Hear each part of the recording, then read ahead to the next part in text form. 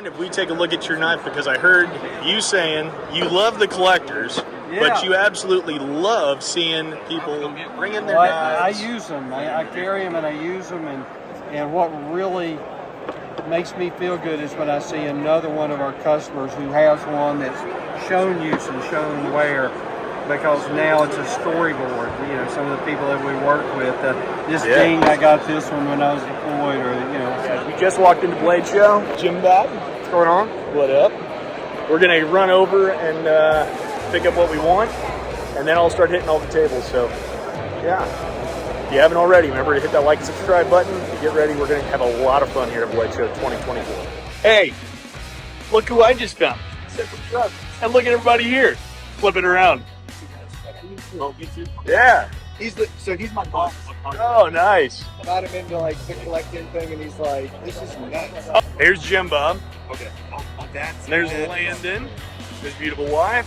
All right, so Paul, Scott, hey, y'all are at the right table. So what did y'all get today? So nothing yet. I got that guy. Got hold it. I think he did. Number 6,000. That's dude. Just want to swing it. Got all sorts of cool stuff over here. So what would you say? I don't know, of everything on the table, because we just got here. What would be your favorite, in your opinion? Just stands out to you.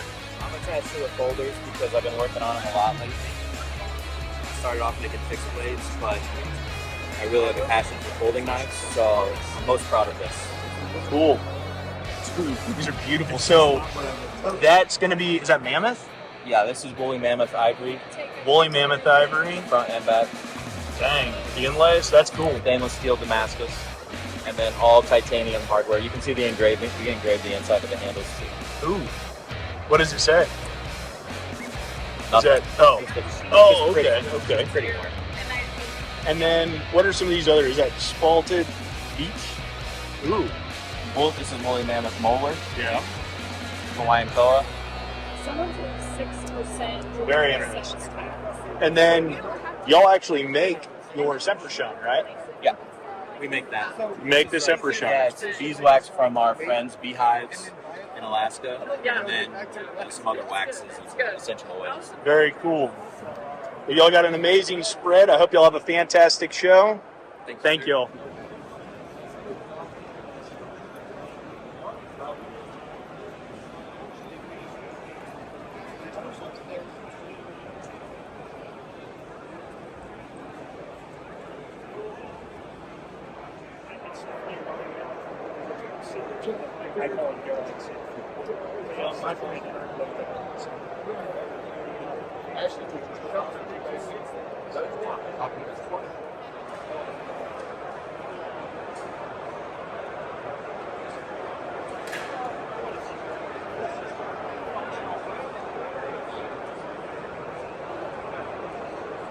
What would be y'all's top seller? Guardian 3. That's our flagship blade. Really? Yes. Oh, hands down. You came up with that really quick. Which one is that? Right here is our Guardian 3. It's a compact EDC. This is actually in our flagship steel. And we want you to carry it just like this. Okay. On your belt, concealed carry. And our design is we want this to actually compete with someone's folder. Yeah. And we want to convert people to carrying fixed blades. We love fixed blades. What do you carry? What do I carry? Guardian 3. Guardian 3, okay. Old school. So Textured pink. it's awesome for the ladies that do everything, anything in between. It's the most compact blade that we have, so that's why we love it. I will say, I have such a love for my Guardian 3, but I really do want to start carrying our Guardian 3.2 because the only difference is that finger guard. Ah. And it does add this level of security. Okay. For your finger. Your So finger. comfort and a little bit more feel. Well, it's just choking up to the blade. You're never going to be close to the cutting edge. And so, anyways, I do love the feel of the 3.2. Absolutely. Well, that's still cool. Yeah. And that 3, I'm holding it now, it's not bad for its size. And I have medium-sized mugs. What would be something a little bit larger or full size for the outdoorsman? Yeah. So for the larger full size, well, first off, I just want to show one Sure. of the blades to you. Yeah, please. So this is the exact same blade length as the Guardian 3, completely different handle. That is for the individual with large hands. Okay. So now all of a sudden, you're feeling Oh, goodness. really good and it's very comfortable. And it cradles Yes. extremely well.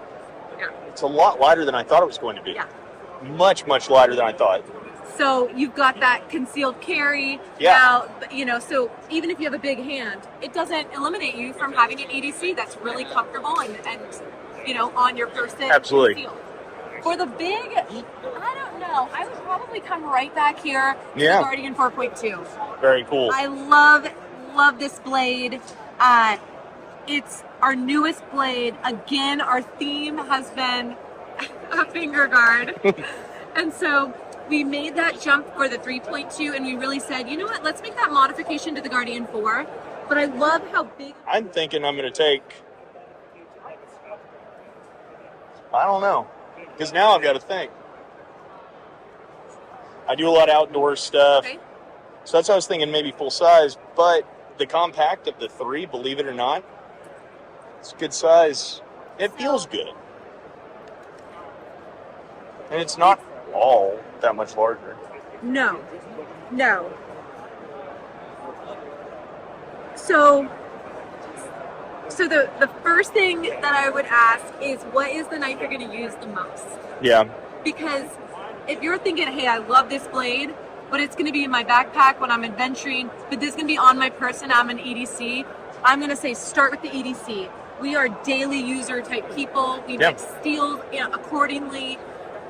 And you're going to just be so passionate about that knife, Sure. that you use it and depend on it daily. Start there, then go The to full. that secondary blade where you're like, hey, I'm building out my pack. All right, there you go. That's actually a really, really good approach to it all. From the 3, and then what model was this? 3.5. 3.5, which is the handle Yes. difference, but same blade. And there's the big guy, the And there's Guardian the big guy. 4.2. Yes, 4.2. Cool. I don't want to mix anything up. Okay, cool. So let's go ahead and check out Mark's EDC that he has designed here. We're going to do a Guardian 3 with an oiled leather sheath, full height flat grind, one of the last Magna cuts, so he snagged a great blade with our newest natural burlap micarta. I don't even know if the camera will do its justice. It's so beautiful. It really is. It's a great, great looking blade. And then we're going to do the EDC, and then for the adventure outdoor pack, the Guardian 4.2. He fell in love with the carbon fiber, which is easy to fall in love with. We live in Washington. Don't judge us for that. We're way normal. But we have Thank you so very, very much. I sincerely appreciate it. I hope you have a great show. Knives by Michael West. Okay. Howdy. Where are you out of? Sorry? Where are you from? Oh, Denmark. Denmark. Very cool. Yeah, thank you. That's very awesome. So, tell me a little bit about your company, or what are some of your products? Oh, yes. It's a one-of-kind knife. So,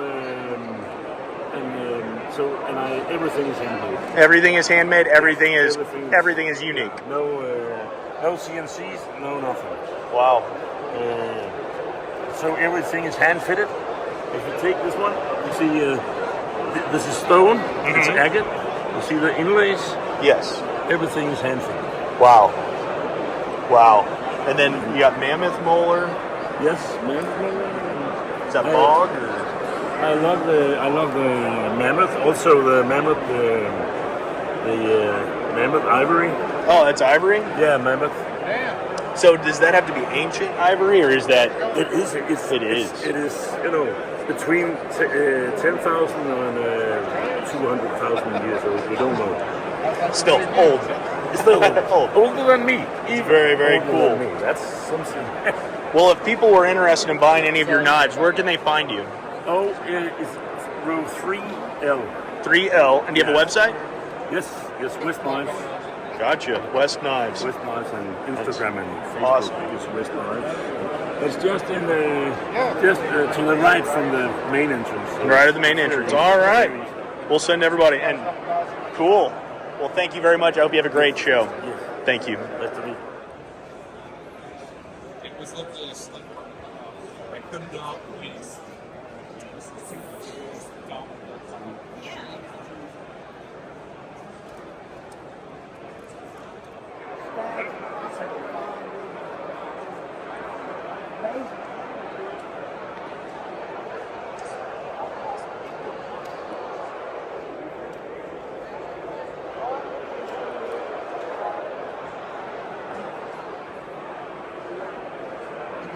How are y'all? Well, how are you? Smith Knives, huh? Wow. Yeah, and some really unique stuff. Well, what can you tell me about these? This one's made by Dan Marnell. Okay. Made in 2003, I believe. 14 karat gold and 18 karat gold inlays. Hand carved handle. This one's Mike Ruth. Man, Fossilized Lois. some really unique pieces here. Like, really unique on. Got Joe's Horns. Scott Salby, Don Hansen. You got everybody. Got a So- few. Huh. Got a couple that I made. I made this one. Yeah? Hand carved it all with files and sandpaper. Oh, wow. That's an extra gold from the guy in UK. Yeah. He carves all his. Man. Those are some most of the base on that. So. Well, if everybody watching this, if anybody wants to purchase anything, is your website the best place to reach you? I have a website. I got a telephone number and Hey, email. there it is. Also, this is Table 3D. Table 3D today at 2024 Bladeshow and John. So reach out to John if you're looking for anything or if anything here piques your interest or catches your eye. And I got a few more down below. There you go.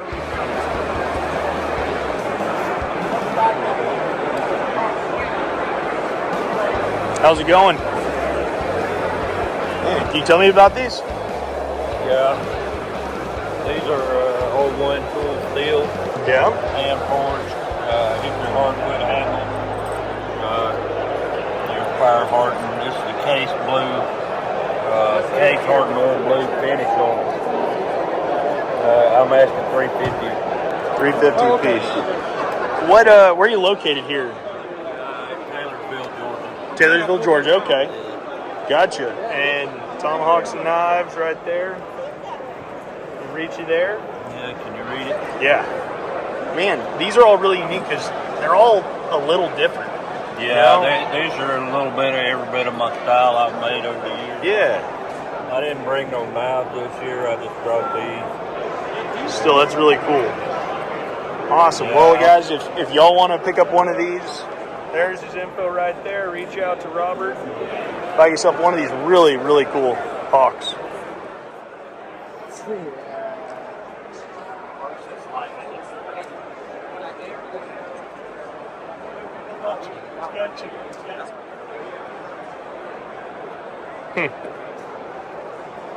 How's it going? Oh, it's going. How are you? Good, good. Tell me about that Bowie knife, if you don't mind. Huh? Can you tell me about that Bowie Sure. knife? That knife my dad made. He's now 95, and he made that. He made actually 4 Bowie knives. This is the third one of the 4 that he made, and it's approximately 10 to 12 years ago. Well, that's cool. He's still making knives at 95. Yeah? He made these 4 frame release automatics, these frame release automatics, and these frame release automatics for this show. Oh, The just last for this 6 show. months at Very 95. Wow. Yeah, That's really cool. yeah. Good for him. This is just older stuff. Couple older slip joints of his that I found on eBay that are approximately 10 to 15 years old. Huh. And so I bought them just because I'm his biggest fan. Heck yeah. And Rightfully so. yeah, they're nice. He just does nice stuff. Oh, for sure. That's tortoise, 24 karat gold underlay. That's a dual locking liner. Oh. That's another inner frame with mammoth tooth and the file work. Wow. You know, that's pretty awesome that your dad's 95 and still doing that. Yeah. That's awesome. It is. He just went. He's been in the shop doing that, and he just had a existing customer of his, call him. Yeah. Send him a picture of a knife and wants him to make one. So he'll just do it. Keep doing it. He'll do it. Good for him. Yeah. Well, that's awesome. He's not doing shows anymore, so I'm kind of just taking the show thing for him. Well, if anybody sees anything that they're looking for, is your website the best place to find you? He does not have a website anymore. When he turned 95, he shut it down. The best way to do that is you can contact me. Perfect. And I can write my number down on his card. Awesome. I don't take credit. I make knives myself. I got a few on the table. Yeah. But he's really the main reason I'm here. No, for sure. On his behalf. Awesome. Well, I'm going to post this, but I will put a photograph with your phone number on the back. So if anybody is interested on anything on this table or getting a custom knife made by a 95-year-old that is just awesome, please give these guys a try. Check them out. So, all right, so this is your new Hawk. Yeah, this is a new 24. We'll only make this model in 2024. Very limited numbers. Okay. We'll do individual product drops with different handles. At the show here, we've got quarter stone white oak, and this one is marble wood. Oh, wow. And we have a few in a canvas laminate. And so they'll be available here at the Bladeshow. Like I say, the new design, we did it with the Woodcraft in mind. So it's got, the handle doesn't extend all the way to the full tang. So you can use it for splitting wood. You can use it for a lot of camp chores where otherwise you might have a problem with chipping or splitting, damaging your handle. This one, don't have to worry about it so much with a recessed handle on the tang. So this is one of my favorite designs we've come up with in quite a while. It's very cool. It's really unique, but I mean, it follows the same patterns, but you took a lot of time thinking about what's happening to other stuff. Well, so you're 100%. We took history from other designs, what worked and what didn't, what we wanted to see, and came up with this new design. So we're looking forward to doing more of these this year, but like I said, they're going to be limited because it's just going to be in the year 2024. Just limited to 2024. Okay, and that's going to be throughout the year, though, for anybody watching? Okay. We'll do different product drops. I doubt we'll put it on the website for order. Sure. We'll just do them as group drops, and you can follow that through the website. Awesome. That's very cool. All right. Well, besides that, do you mind if we take a look at your knife? Because I heard you saying you love the collectors, but you absolutely love seeing people bring in their knives. I use them. I carry them and I use them. And what really makes me feel good is when I see another one of our customers who has one that's shown use and shown wear. Because now it's a storyboard. You know, some of the people that we work with. This thing, I got this one when I was deployed, or so having a well-used and worn knife to me is what it's all about. And that's why you make them. That's why I make it. Well, sir, I wish you the best. I hope you have a fantastic show, and thank you very much. Thank you very much.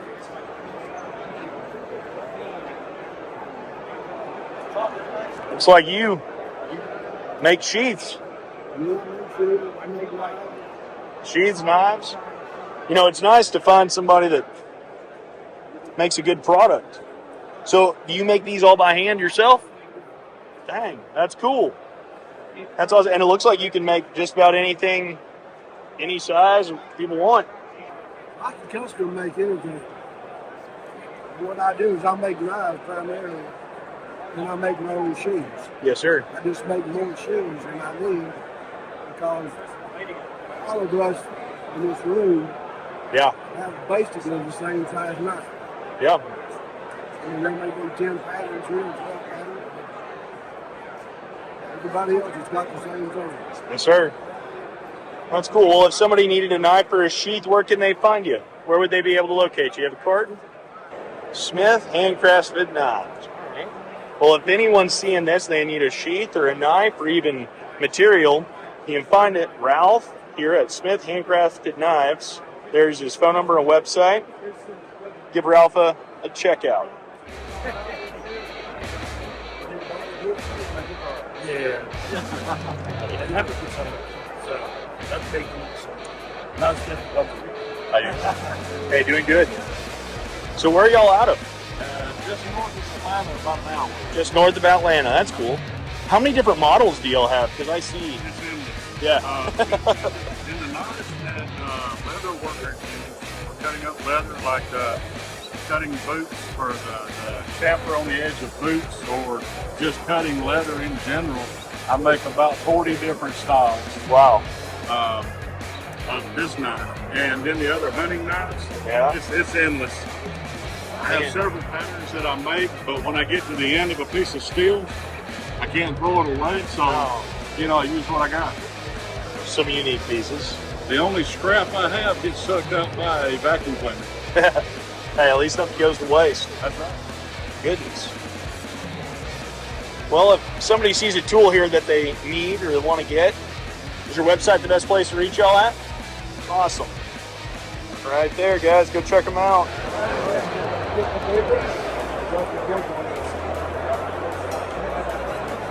How are you? I'm back.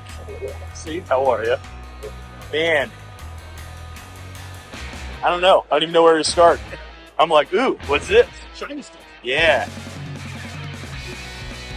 What's your favorite? Hard to say still. That one right there.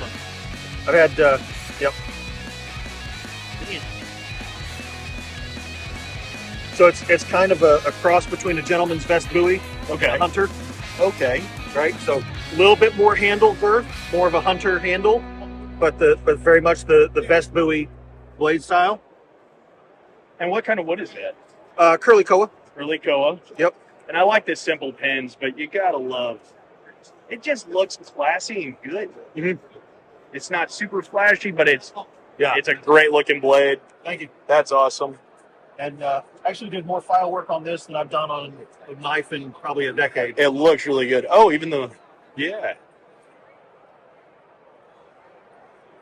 Not that any of us will ever try, but with the file work, how much time does that take? I mean, is it really intensive? Doing the file work for this took me 15 minutes. Polishing the file work took a couple hours. Gotcha. Because you got to get in there with EDM stones. And this is one thing that newer makers tend to do is they'll skip polishing all those little crevices, and just doesn't look finished. Exactly. Right. So you got to get in there. You got to make tools to get in there that are the right shape and the size, so you don't mess up the file work designs. And it's complicated, but it is very much worth it. Oh, that's a beautiful, beautiful blade. Thank you. Man. Well, and if anybody's interested, I'm going to make sure I put a card here. Reach out to them. I promise you, if you have something made or you get something, you will not be disappointed. You could not be upset with anything that you receive from this man. Something you can do. The aluminum. It looks like this one. Yeah, okay.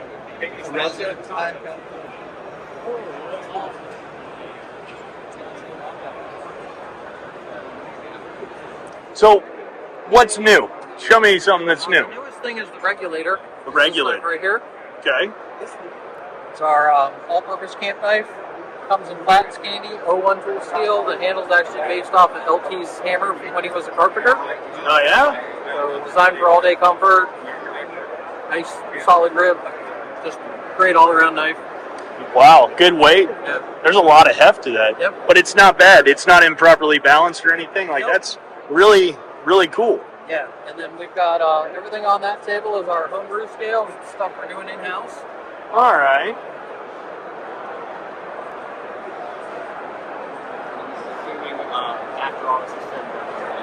So everything in-house as far as like even... We're actually making the scales. Okay, so you're actually from start to finish, casting, resin, everything, your own scales. Yep. Y'all been doing that a while? Or About a year now. About a year? Okay.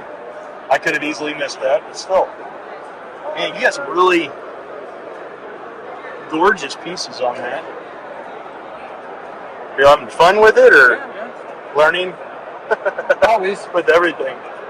So out of everything, what would you say is your number one model as far as sales? In sales, probably the Genesis, which is this guy right here. It's our flagship model. A2 tool steel, scandy ground. It's also available in flat. It's just great all around do everything bushcraft, wood snipe. Man. That's a fat blade too. I was looking for a new knife to sort of beat the crud out of and leave you and test, so this is your number one. I think I'm going to go with this, if that's all right. Yeah, it's fine, man. Take that one. Grab your sheath for it. Awesome, thank you. What? Because they'll know they can turn that I on. said, here's where I'm at. And Dad was like, that's where you're at? I was like, yeah. He's like, I had 1,000 to it. I was like, So he didn't even work he yet. gave me 1,000 more. Just to, well, because he knows that for real, he's here for business. That's a class act. That's to give you more than you're asking. Standing here with Dave, and he was showing me some of his collection, but I'm going to have him tell you of a couple pieces. Specifically this one right here, this pattern of Damascus. Could you tell us a little bit more about it again? Well, I'm not the maker, but it's You're right. basically an explosion pattern Damascus wrapped in another pattern of Damascus made by Facundo Montenegro. Black buffalo horn, gold accents, just a fabulous piece. Nice recurve fighting design. This is Sam Lurquin out of Belgium. Adam DeRozier out of Alaska. We carry some of the top makers in the world. Yeah. All part of Exquisite Knives Personal Collection. I specialize in Loveless and Moran primarily. Very a lot cool. of Ron Lake, Jim Schmidt. But this time I brought some of my personal favorites. Yeah. Guys, the video and the photos, they don't do these justice. These things are really, really gorgeous. And the detail on some of these is just remarkable. Thank you. Well, This thank is you for sharing your... Claude Bouchanville out of Belgium. Oh, yeah? Also lovely, lovely Damascus steel.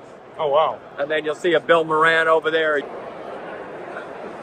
Yeah, that Loveless pearl is as rare as they come. You'll That probably never thing- see another pearl Loveless. I was going to say, I've never seen one ever. Yeah, I co-produced this film on Bob Lovelace's life. Oh, very cool. Yeah, feel free to take one. Let me know what you think of it. All right. There's that. RobertLovelace.com is where we sell it. Very cool.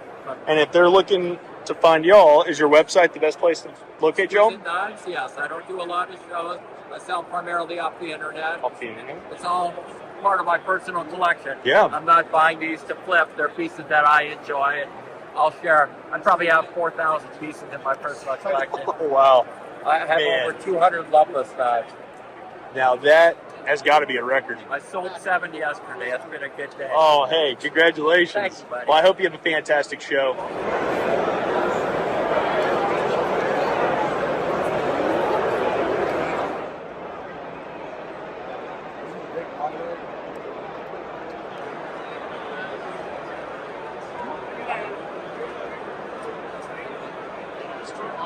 How's it going?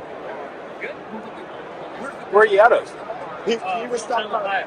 Middletown, Ohio. Cool. Oh, this is D Rocket Design. I'm an engineer by trade. Very cool. And I design and make knives. I design knives for CRKT. I design knives for Spyderco. I design knives for Almar. Cool. Boker. So, but I also, usually they see something I like it, they like it. Yeah, I do something a little bit different. That's cool. That really is cool. Well, if somebody's looking for one of your designs or anything, where can they find you? They can find me at drbgear.com. drbgear.com. Cool.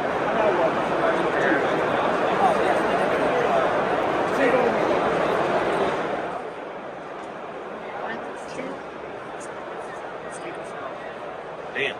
How's it going? Doing good. You got a lot. 540 scales left. All right. Well, where are y'all out of? Matt's out of Wichita. Stuff there. All my base pieces. It's not terribly thin.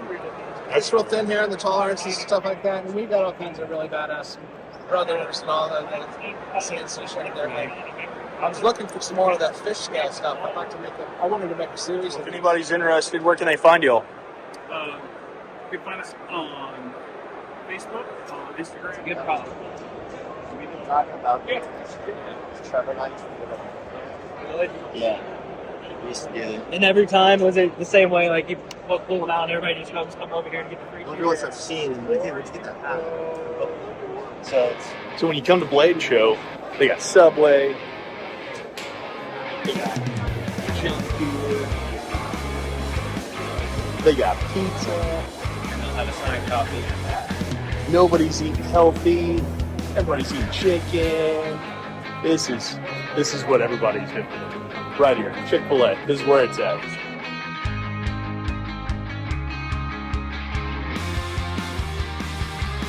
Really need a 9 to 5.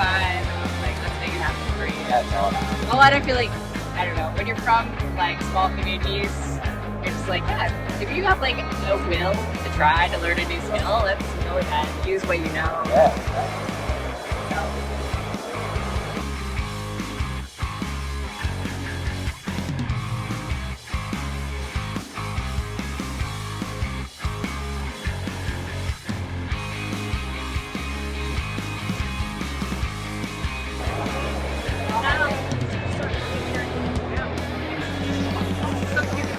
Yeah. And we were so invested.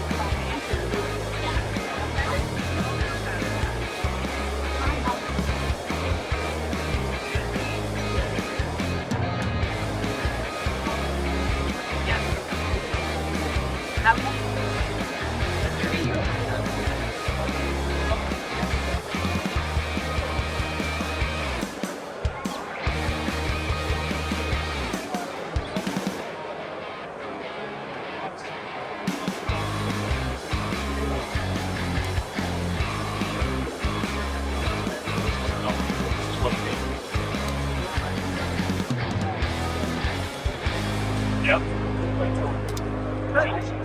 It's just like a delightful night. I mean, aren't you first?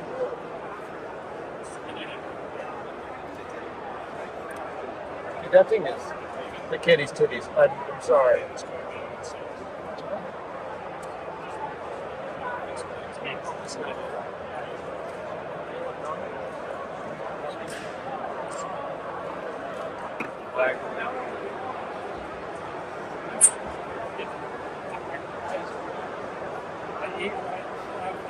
And that's just but just never.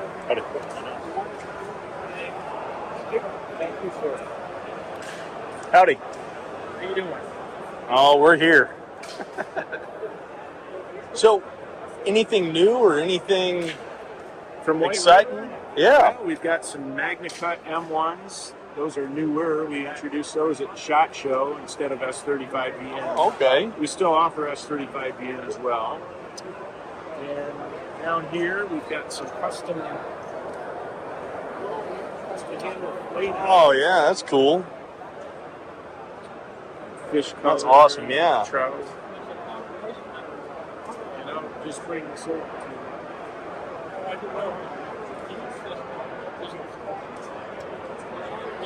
We have our Ursus Cub that we introduced at SHOT Show. And for this show, we're bringing a Mexican blanket version, and everybody seems to love it. Yeah, that's actually really cool.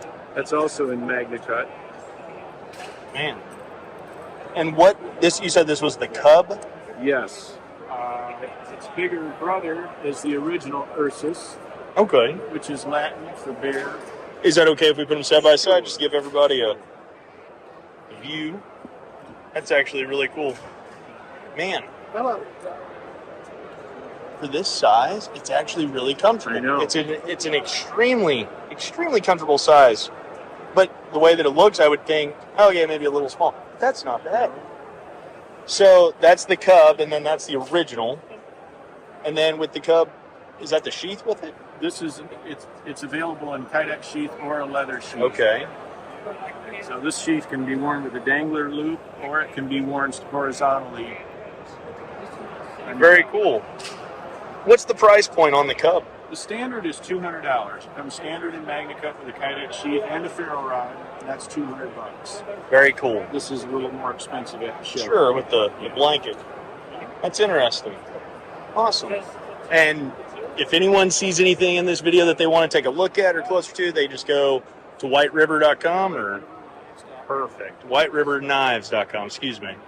Well, thank you very, very much, and good luck on your show. Enjoy the rest of June 2012. This? 2012. 2022. Oh, okay. 2022 is the date on the first CAD model. Yeah, okay. So did this just come from this one, or did you have just a whole new knife? Just a whole new knife. I mean, it's totally different. Very cool.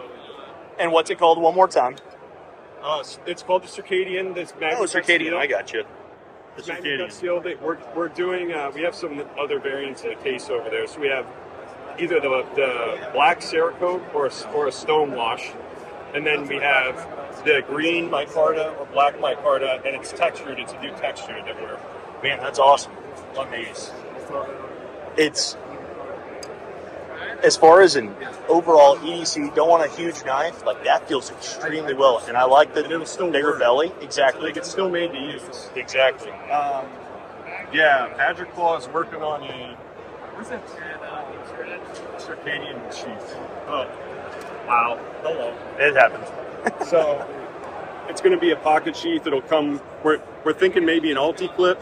Yeah. You know, for pocket, except that you can still put like a clock or something like that on it. So yeah, we're excited for this one. It's been a long time coming. I bet. We've been working on it for 2 years.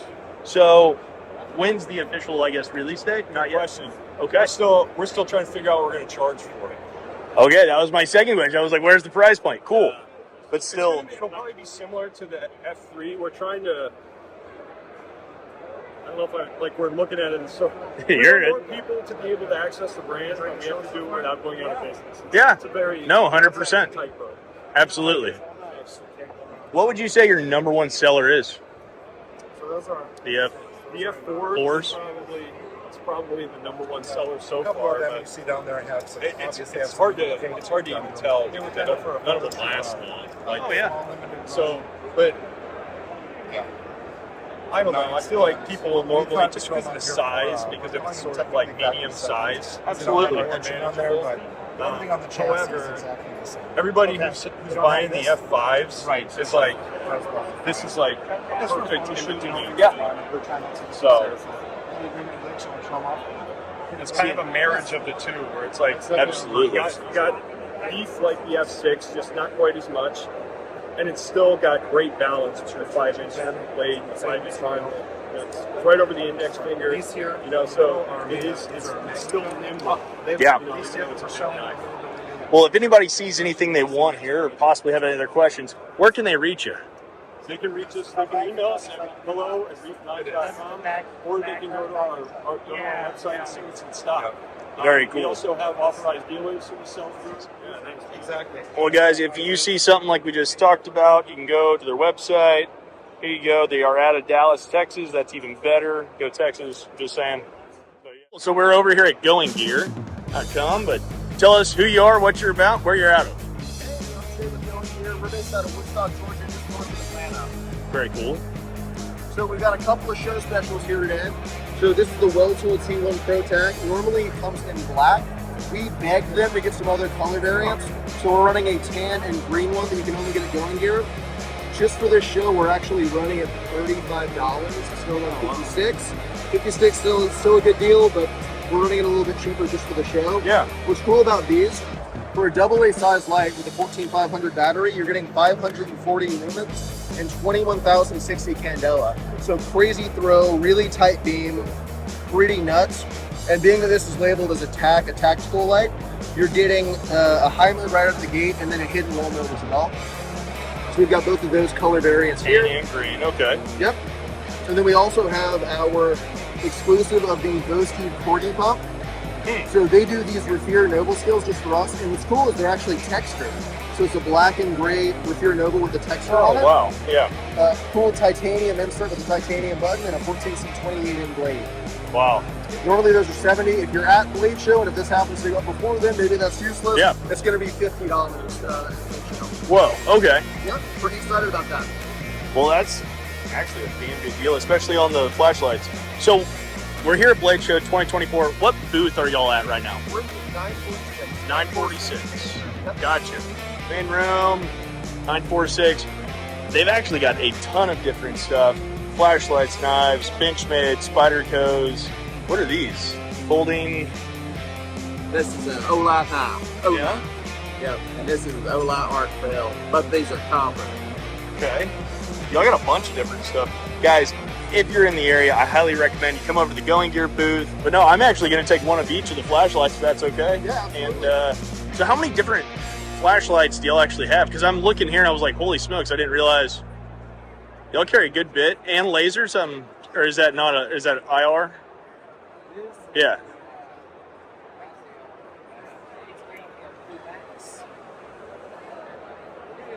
So it's like a flat form factor. Okay. Flashlight. Ah, gotcha. They also make a version of this with an LED with like the laser emitting phosphor. Yeah? This is the LED version. I think I'm just going to set on these today, but if anybody is interested in looking at anything or sees anything that they want to actually buy, where can they find y'all? GoingGear.com, baby, and then Going Gear on Instagram as well. There we go. Check them out, guys. Thank y'all so much. Hope y'all have a great show. No, I'm sorry. Howdy.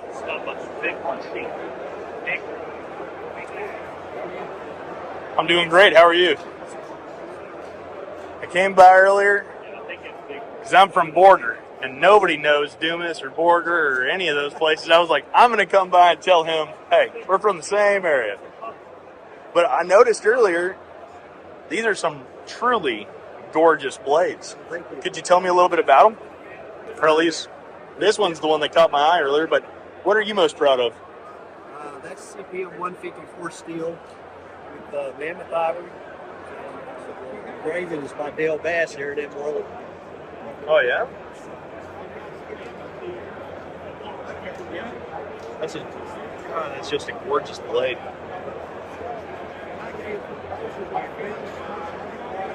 Man, they all are, really. I mean, everything. I didn't see the scroll work on there before, but... Bertrand Edmonton did that piece of engraving. Really? And then Alice Carter did this piece for me. Wow. Very awesome. Wow. All right, there it is. Go check them out. Out of Dumas, Texas. Thank you. I hope you have a great show. Where are y'all located? Texas. Out of Texas? What about? Whereabouts? East of Dallas. Okay, perfect. That's cool. Well, out of everything on the table so far, what would you say is your favorite? That one right there? What's special about it? Dang. So did you make your own Damascus? No? Okay. Very cool. And that's, I'm guessing that's, not antler, but is that bone? No, it's mammoth ivory. Okay. Oh, I see it. Sorry. That's okay. Mammoth ivory, that's cool.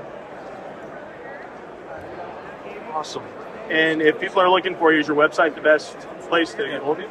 Right there. All right. Well, I hope y'all have a great show. Thank you. Howdy. Some really unique pieces. Feel free to pick them up. Get to yours.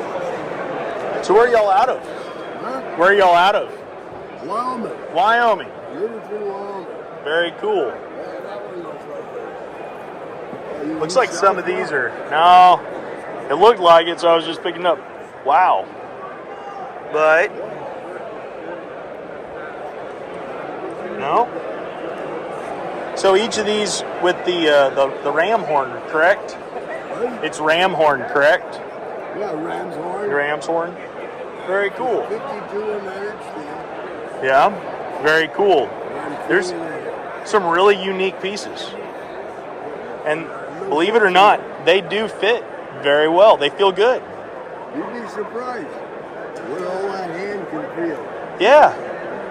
That's unique. That's really, really interesting. And usually the way I hold it. Yeah. Like this. Yeah. Perfect. You're not too big, but yeah. Yeah. You know, that's all you need.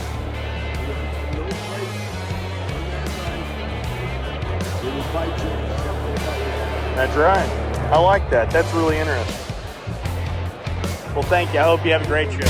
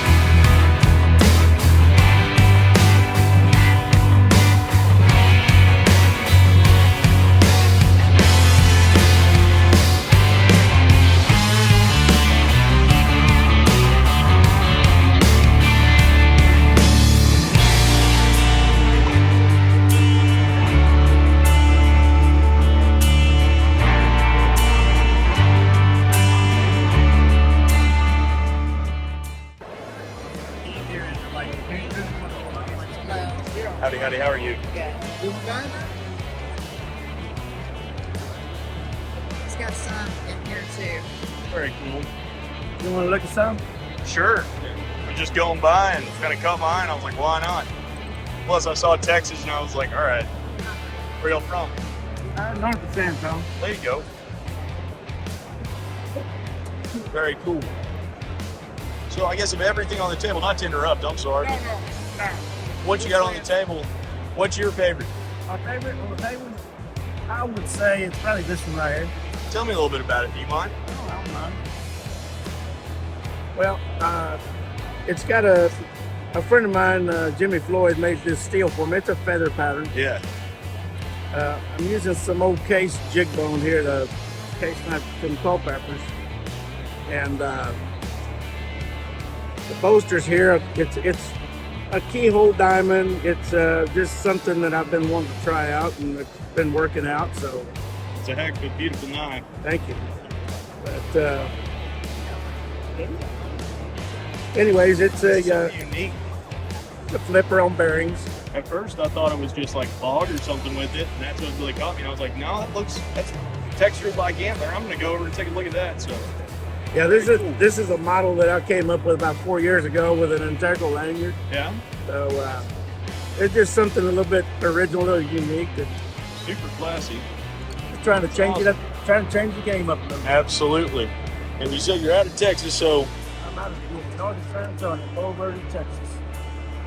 Verde, all right, yeah. Well, if anybody was interested, where can they find you? You can find me on Instagram.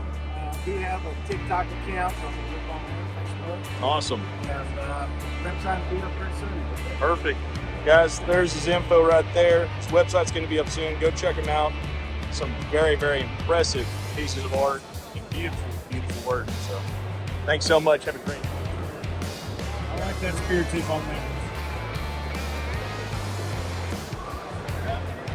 That's a piece of stag. It's quite easier to sharpen than that. What's easier to sharpen than that? If you get the right setup,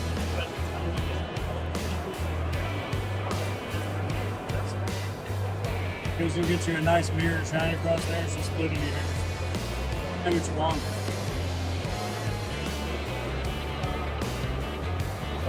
Custom blade smiths, I don't believe to use somebody else's product in your knife. So I make all of my own knives, stabilize all my own wood, I do all my leather work, I press all my own Kydex. I'm getting to the point where I'm starting to do some like leather. So this one, and that one are in-house micro. I'm not sure I'll ever do it again because it's my ass. But I've been doing. I've got one of those prior military, so I've got a fight over mentality. If somebody tells me I can't do it because I haven't been doing it long enough, I step up to the plate and I do it. I was told I shouldn't be able to do something like that, so I did it. You did a great job.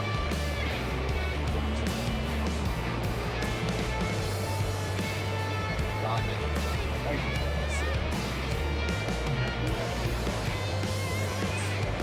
I'm trying to put a little bit of sticker on it. And there's a reason behind a lot of the stuff too.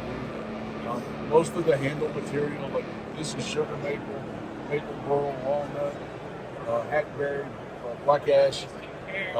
Most of the stuff that I use, I get as a log, or I take it out of a tree about within 5 miles from a farm.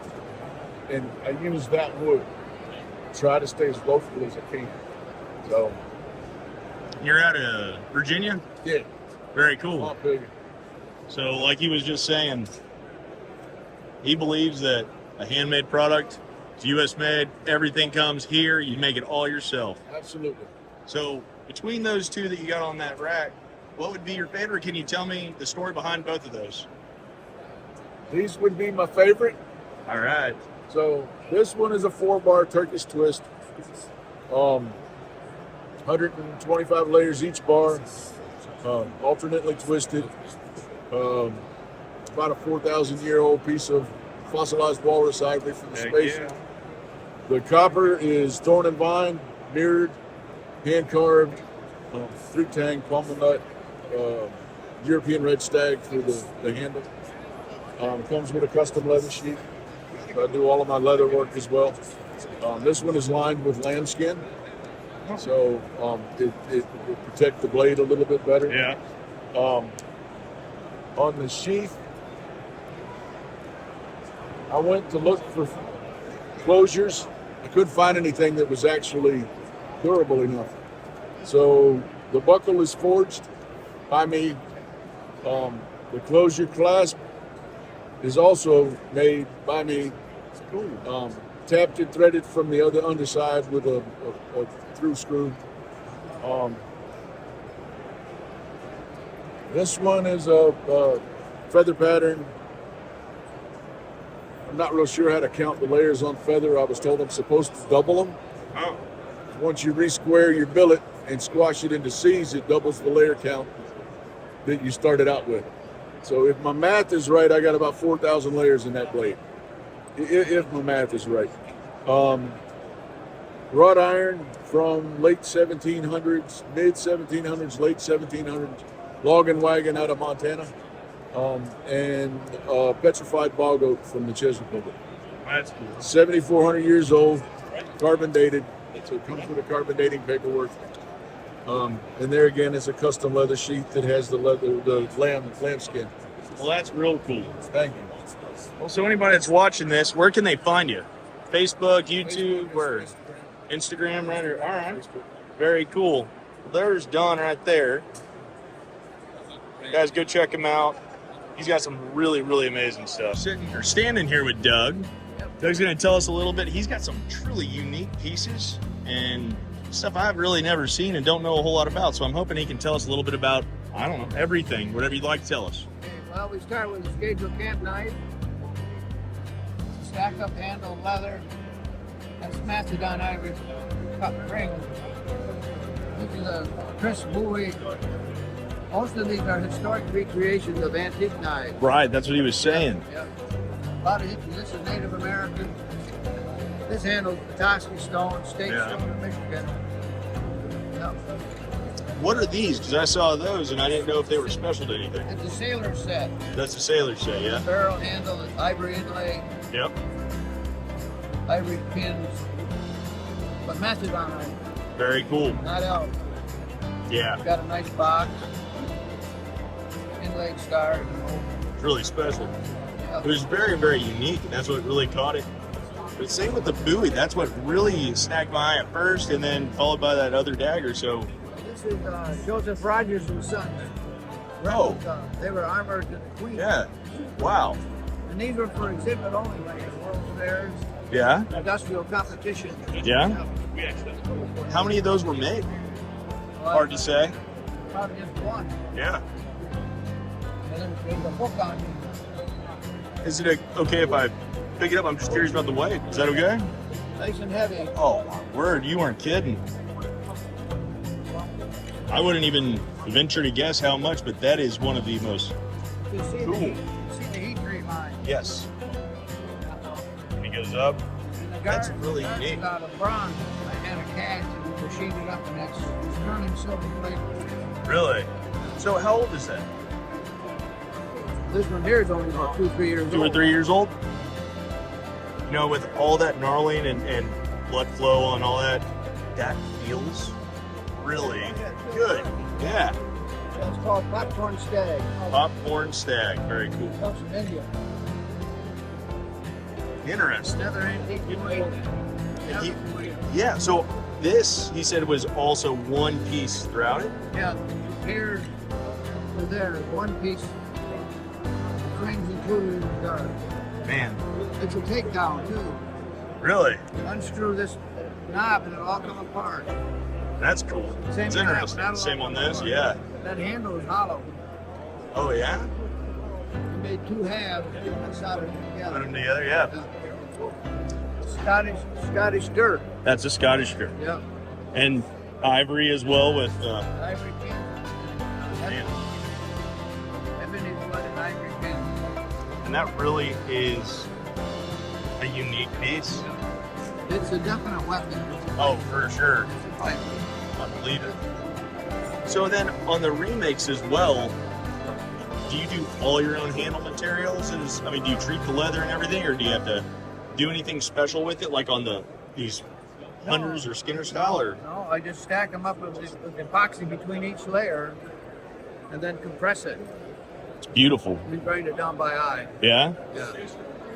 I mean, this one's so different than this, but they each look so Every handle, classic. every handle on the table we just throw this morning is different. Yeah. Every single one.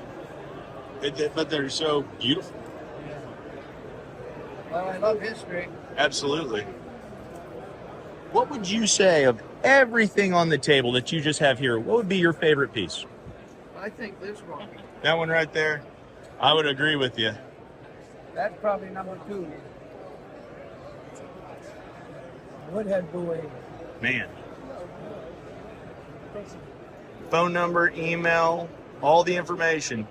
If you see anything on the table you want to possibly purchase or even maybe have something made, do you do custom orders for others? If I like the design. Yeah, you like the person too, right? Yeah. Half of it's a person. Yeah. That's really, really cool. 25 years, huh? Yeah, over 859. 859. Congratulations. That's very cool. Oh, look, and got a little arrowhead inlay on that. That's a knife in the handle. Yeah. Oh. Oh. That's cool. I've never seen anything like that. Yeah. Very cool. I make the hatchets full size too. Oh, really? Yeah. Man. We're going to have to check that out. Well, thank you so much for telling us a little bit about all your blades, everything, and how to get in touch with you.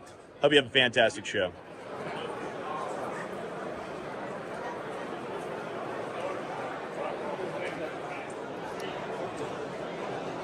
These are much substantial. All right, guys, so we're here at day 2. I just walked up to Half Breed Blades. Brian, tell us a little bit about yourself, where you're located, and then go from there. So you're on. I appreciate it. Thanks for coming in. We always appreciate to see everybody. We're Half Breed Blades and by extension our sister company, Hardcore Hardware Australia. We are based in Australia. I am obviously not. I'm the director of North American operations and the video guy. So you get these things frequently, but we are an Australian-based company overall. We have a whole slew of different products from EDC to breaching to tactical use and to some elements that are actually issued to U.S. and military and allied country military, but law enforcement, military, EDC, like I said, we try to cover the gamut. We have a whole bunch of different products that we've been coming out with. Everything on this table is going to be coming out over the next couple of months through 2024, and we're really excited about some of these. Our large bush knife series, the LBK, is the fixed blade version of this. This is our second generation, and this is a little easier to see on this one. So this is the BG10 version with the stainless steel divot cup for a bow drill. So it's on this as well, but it's just black here, so it's a little obvious to see it here. And then the second generation includes the handle scales. We're constantly working through those things to make each generation a little bit better. Take a exceptional interest in end user feedback to make sure we can really make everything as solid as possible. The other version of this is our LBF for the folder. So you can see the scales overlap there on a 1-to-1 on the grip. So this is the smaller folding version of the fixed blade. Now this is also an interesting thing in the fact that this is our same knife, but we integrated it's our chassis system. So it's G10 steel, steel, steel, and then G10 sandwiched together. So that laminate construction makes it incredibly strong, locks up like a bank vault. There's zero play and zero wiggle. And that's also because the lock here, if you see there's no actual lock in there except for right here. It's all integral. Yeah. It's called our link lock. It's our LINQ lock. And so if I press it, I lets go, it'll stop.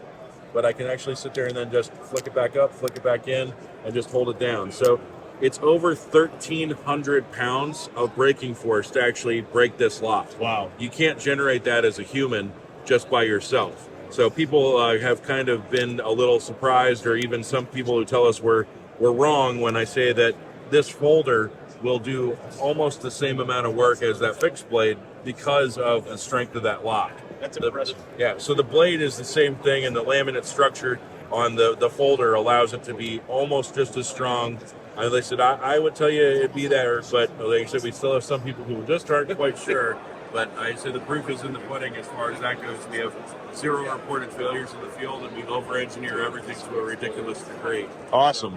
But we also have our traditional folders that we've had for our other brand, Hardcore Hardware Australia. This side, they were previously all steel construction, and we're moving them into tie on this side. And then we're actually introducing colors on the other side for the scales.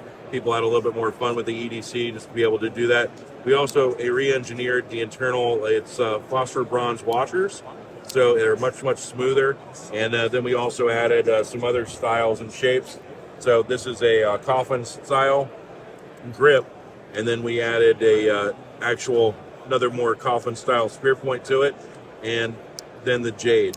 So the jade is a really, really nice option that we didn't previously have, and we've added that to the series and the lineup as well. The other ones are right in front of you there is our karambits, and those are in conjunction with Jared Wahangi of Tricom and the Triangle Combative System, which is right there. You can see his logo. But we've got the plain edge and the trainer, and then the partial serrated for extra wickedness. But they're all coming out in the near future, and we're really looking forward to it. We have a whole other series of tools from our LBA, our large breaching axe, our combat, it's a combat battle axe, a CBA, all the way down through our other lineup that's still ongoing today. So we have a whole range of tools and products and applications for pretty much anybody who would need a bladed item of any kind. Very cool. And so all these are for purchase today, correct? From the large breaching axe all the way down are all available today. And then the other guys that I was just showing you are our next generation that are still in production. We are in the largest section. When you come right in the door, you should see us right away. But we're pretty decent sized booth. But yeah, we're right inside the main entrance of the baller room, across from the exhibition space. So, and if everyone's looking to possibly purchase and they want to go to your website, where can they find you? Facebook, Instagram? Absolutely. Yeah, we do have Facebook and Instagram, but it's also halfbreedblades.com.au for our Australia website. And we also do have a significant amount of dealers who you can go and reach out to. All the usual suspects as far as Knife Center, Blade HQ, and a whole bunch of other people. And then, of course, our main distributor for the U.S. is Blue Ridge Knives. So anybody who has any questions, you can always reach out to us directly or reach out to our dealer network, and we'd be happy to help you. Awesome. Outstanding. And there is their card, their contact information. So if you want to go check them out, guys, do not hesitate. These things are actually really, really cool, very overbuilt in a good way. So enjoy. All right, guys, check this out. Art Designs. This is Patrick. Man, I saw the buoy, and then I started to actually look, and there's a lot of really unique pieces throughout everything. I mean, from the woods, the grain, the antler, I mean, everything up here. So you just do it all? Yes, sir. Everything. What would be I don't know, what do you sell more? Kitchen, utility, or? Honestly, it just it goes up and down. Everything. Yeah, so it just really depends on what the market's feeling. Very cool. So, what would be your favorite to make? Favorite to make would probably be this guy. And this one mainly because sentimental value. That's actually my uncle's design. He was trained by Mr. Bob Loveless. So he did a lot of Bob Loveless knives. And that was his design based off of Bob Loveless. So a little biased to it, but it's one of those. It's got a great profile. It's got a great feel to it. It will do pretty much anything. It's called the M1. The M1? Yes, it's actually named after my cousin. Nice.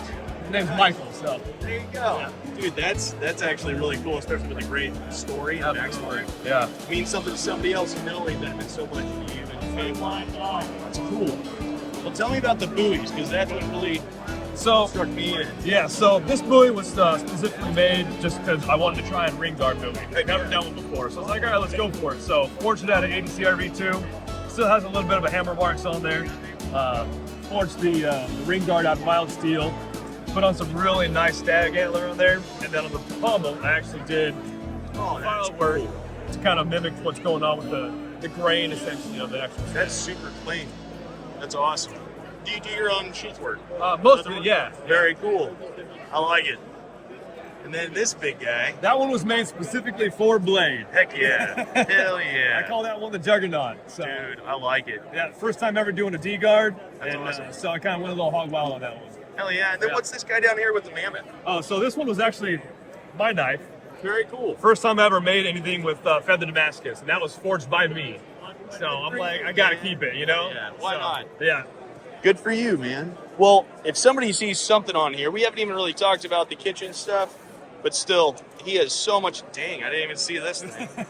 Another one specifically. Maybe we'll back up a little bit, but no, some really, really incredible work, amazing craftsmanship and art. Thank you very much. Where can everybody find you if they want to pick up something or take a look at it? I'm on social media. Also got a website, phartdesigns.com, or phartdesigns on Instagram, Facebook.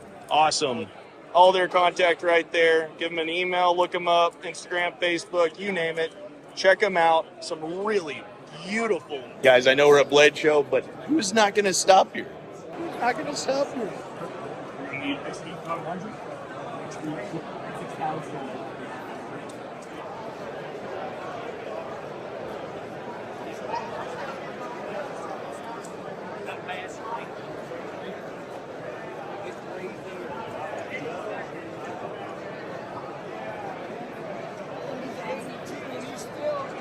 All right, well, we just got here day 2, traditionalpocketknives.com.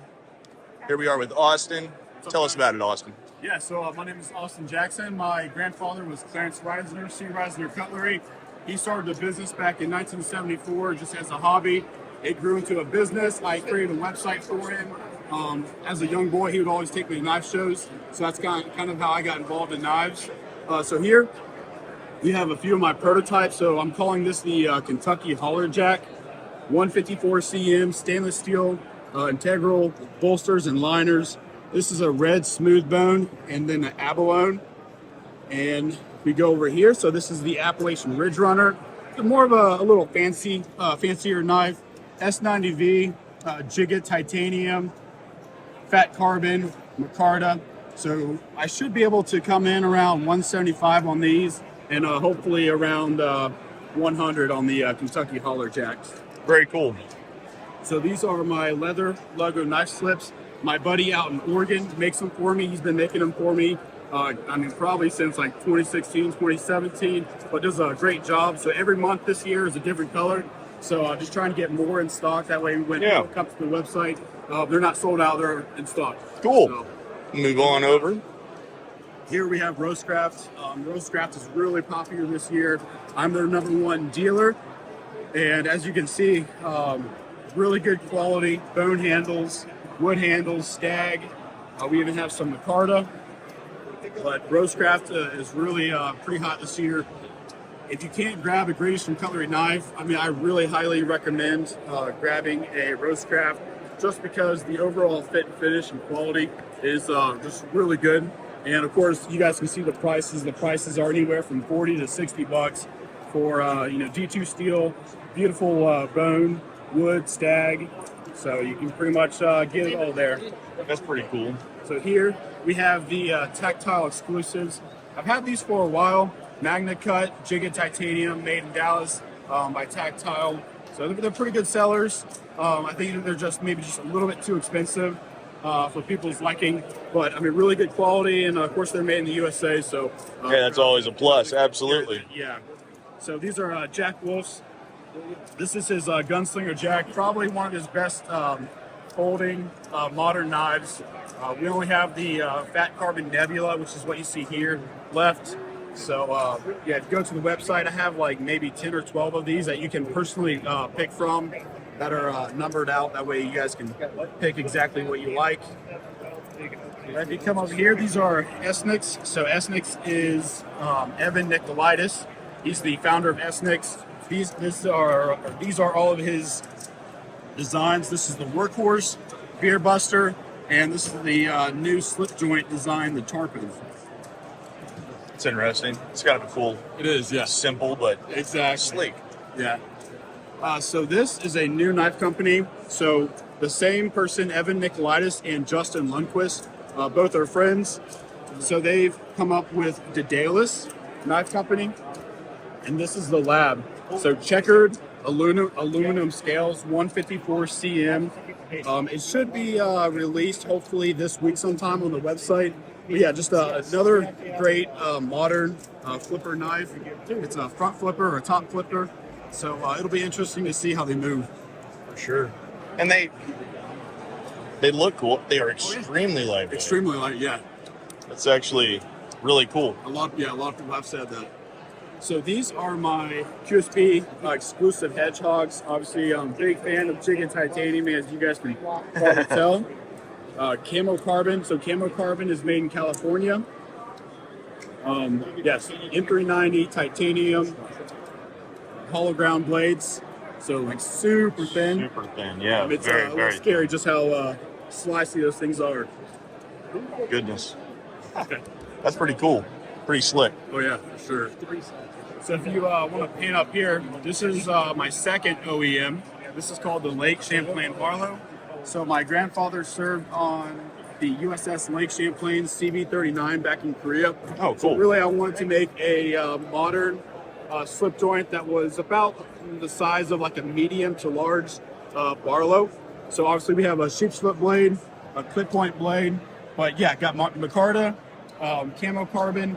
And then of course here's my Giga titanium to your left here, along with the new saw cut titanium and hollow ground as well. So pretty popular. Yeah. They've moved really well for me. I bet so. I mean, people are already stacking up, and we just opened. That's right. A few minutes ago. This is actually my first ever OEM design, the Ohio Riverjack. Super popular. I honestly didn't think it would be as well received within the knife community, just because it was my first overall design. But a lot of people appreciate the coffin in, just straight, simple look. It feels good in the hand.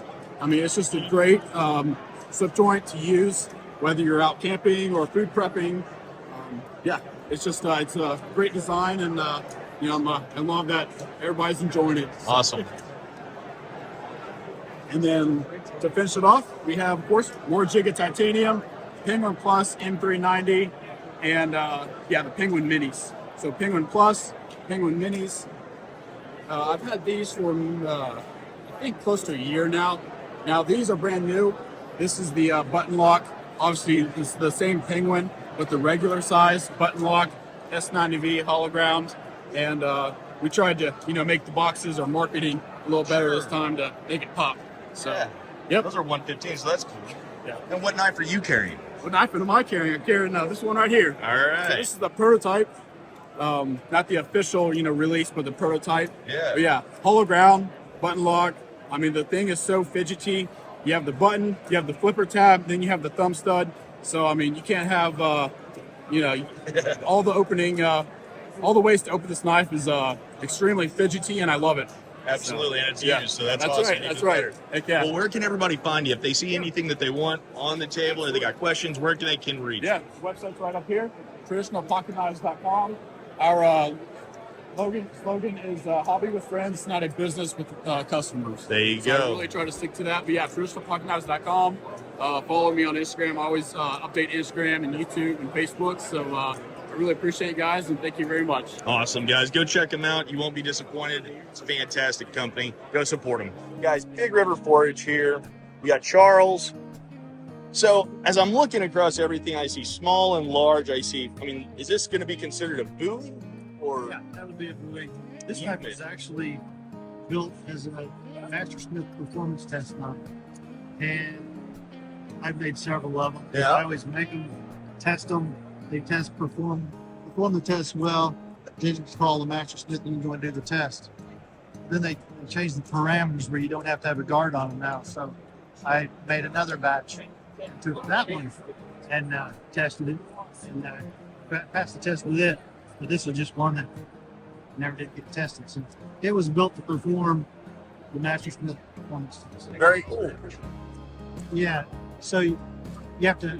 It has to be a minimum of 300 layer Damascus. Okay. You make yourself. It can be somebody else. All hand forged. For Mastersmith, it has to be a hidden tank, so it's a full tank knife. Journeyman Smith is a full tank knife. But you have to cut 1 inch hanging hemp rope, one pass, slice it within 6 inches of the bottom.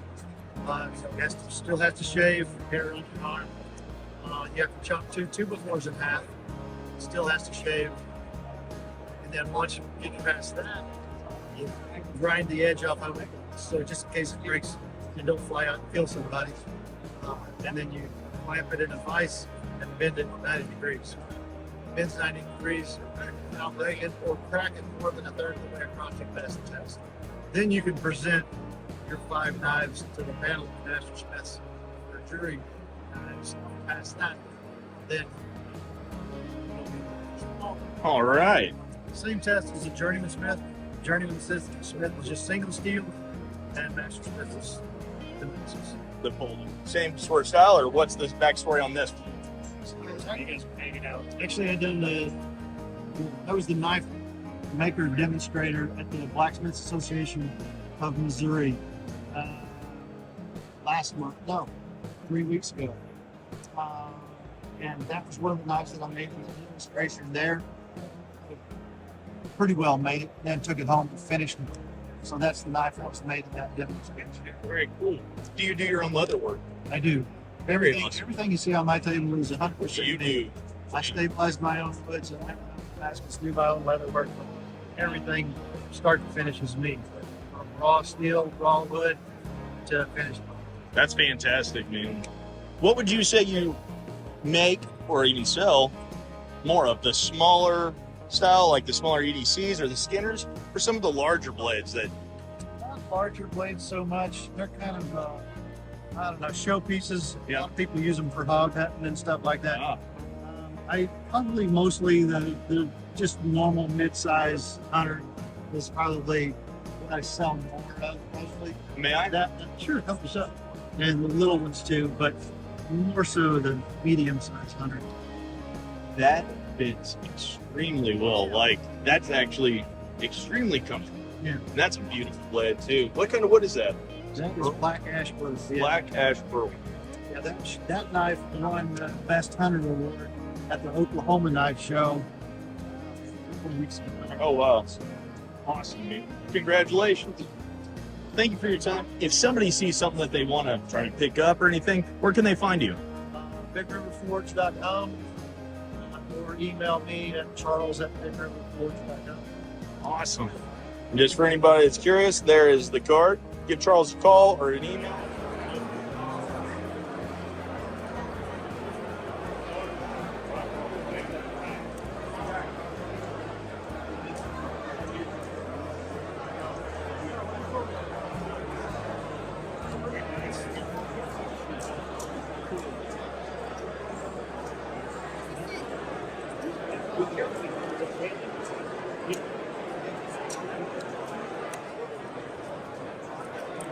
How's it going? I'm fine. I wanted to make sure I came by.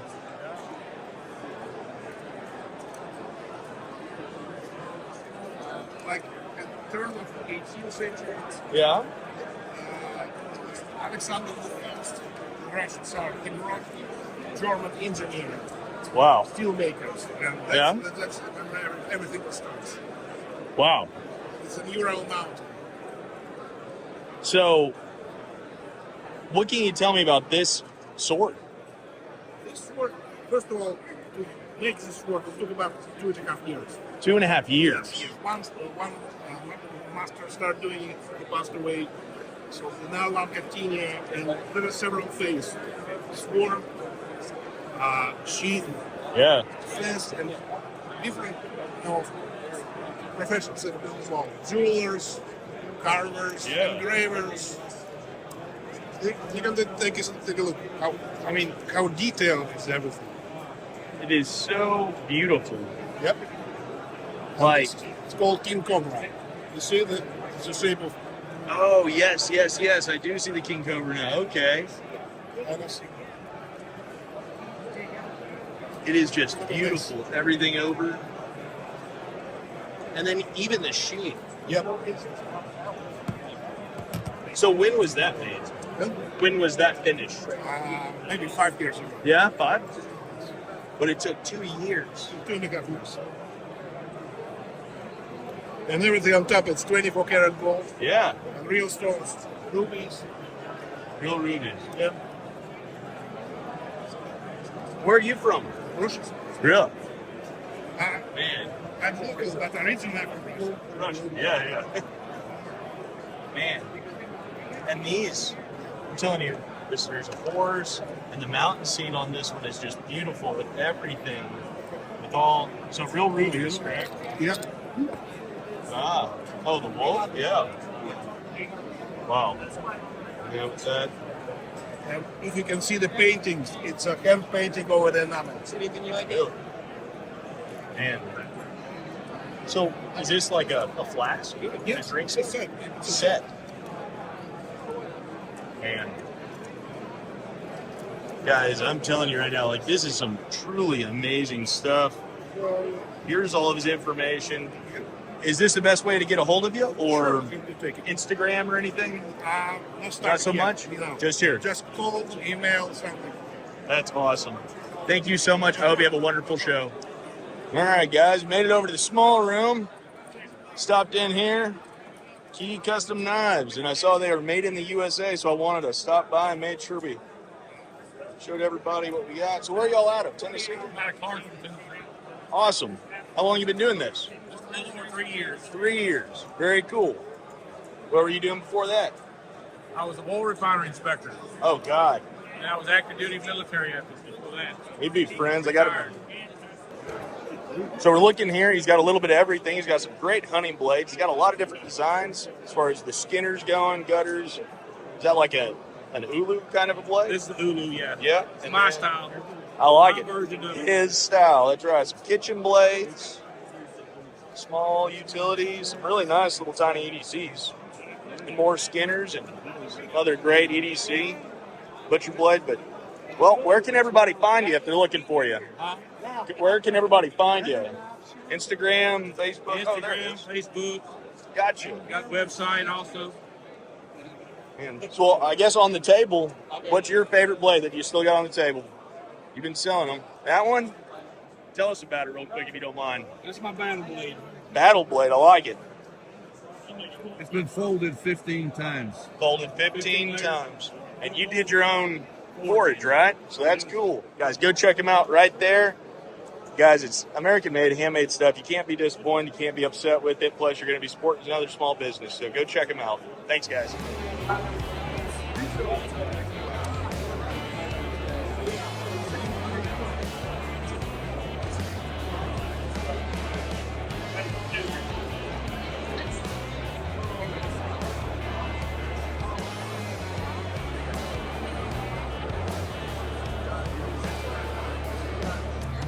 All right, guys. Well, still day 2. We made it over to the small room. Just walked up. Tell us who you are, where you're from, where you're at.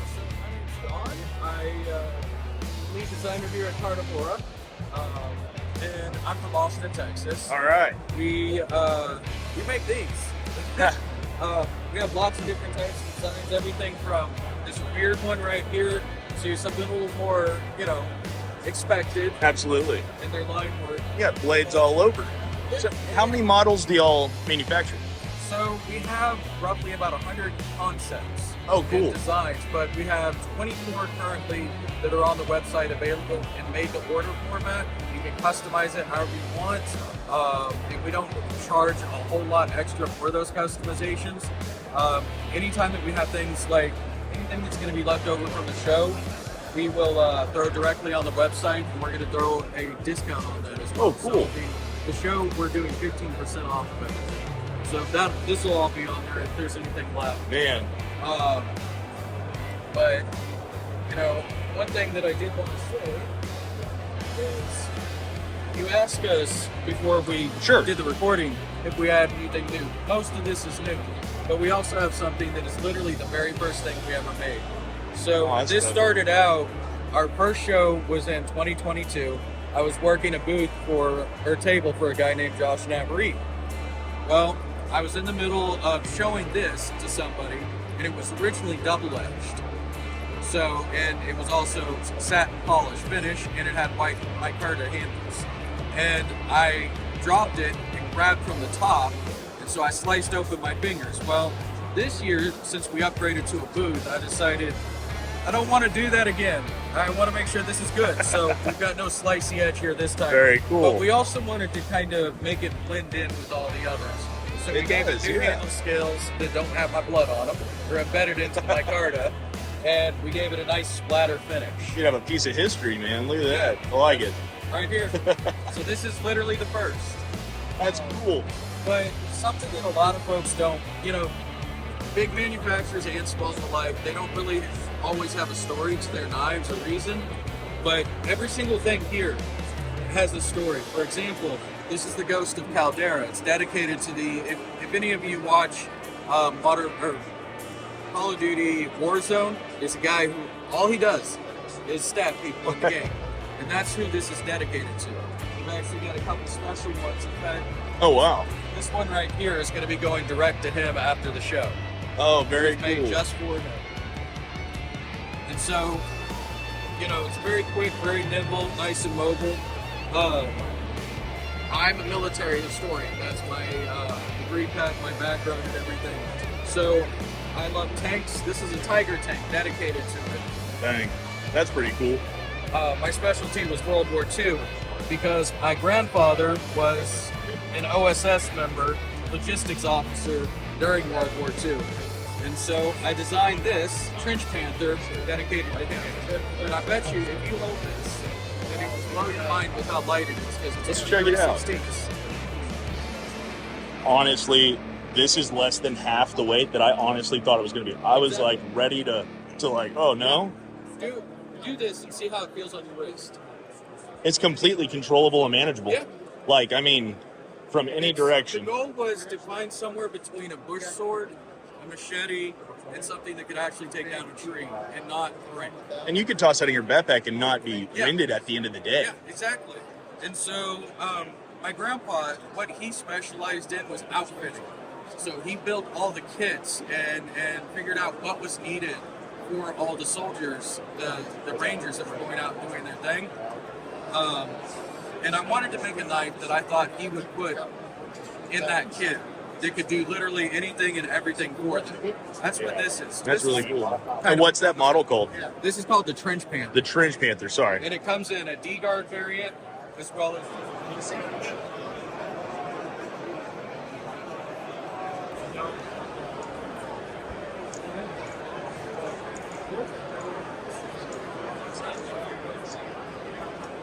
All right, guys, we're standing outside. It's day 2, 2024 Blade Show. As you can see, it's calmed down a little bit this morning, so we wanted to meet up here with Daniel. He's actually the designer of a couple of blades here. So go ahead and tell us who you are, where you're out of, and what you make. I'm Daniel Suji. I'm out of Sheboygan, Michigan. I'm on the upper north side of the peninsula. Custom knife maker. I've been doing it for about 7 years, and I'm introducing a production knife that's going to be available at quite a few different places, DLT especially. And I call it the Pigeon River, and it's named after the biggest forest that we have here, that we have in Michigan. There's hunting, backpacking, fishing, elk hunting, whitetail hunting, bear hunting. So I made a knife that kind of bridged the gap of all of those different things. So this is called the Pigeon River. 2 variants, CPM 154 and 3V. Just a solid, good traditional knife, good ergonomics, fits right into your hand. It'll fit most hand sizes, nice swell Coke bottle shape, and just a traditional drop point hunter on the blade profile. It's a great looking blade, and it doesn't look too big, but it's not small at all.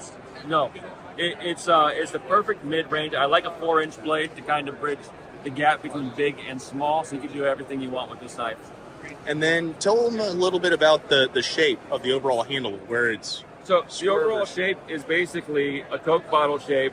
So you got a little bit of a swell, and I want the blade to lock into your hand, so it's square up front so it won't roll on you if you got to do any kind of tasks. But the back is slightly rounded, so you can lock your last 2 fingers around it. And just, if you want to hammer grip it, you can. If you want to choke up on it, you can. And then I radius the guard so it just flows right in there. There's nothing biting you. There's no hard spots, no hot spots. Wow. And just a solid little knife overall. It's a great looking blade too. It's really classic looking, but I mean, it's clean. It looks really, really good. I want the picture you have in your mind of a traditional hunting backpacking blade to be seen in this. And I think we've nailed it. That's a great looking blade. Like the overall fit and design even just looks solid. And many colorways. Don't think there'll be very few of these that have the same handle. So all different burls and exotic woods. And we do have some micarta ones coming out later on this year. All right, like I said, many different colorways for these handles. This is a maple burl, a natural maple burl. And who doesn't love a Tiffany liner in there? It just goes with everything. It's subtle enough to just pop, but that little touch of mint in there is so nice. That's really classy. And I'm telling you right now, like even the video doesn't do that thing justice. That thing is really gorgeous. Yeah, I picked it only the best selection of wood for these handles. So all kinds of different colorways. So how many of these have you made so far? Or right now I have 200 in production. About 150 of them will be different wood variants. And then 50 of them will be coated blades with micarta and G10 of different colors. So where are these priced at? So for being semi-customs and hand-finished knives, I wanted to make sure they were affordable to you. A custom from me will run you about $650.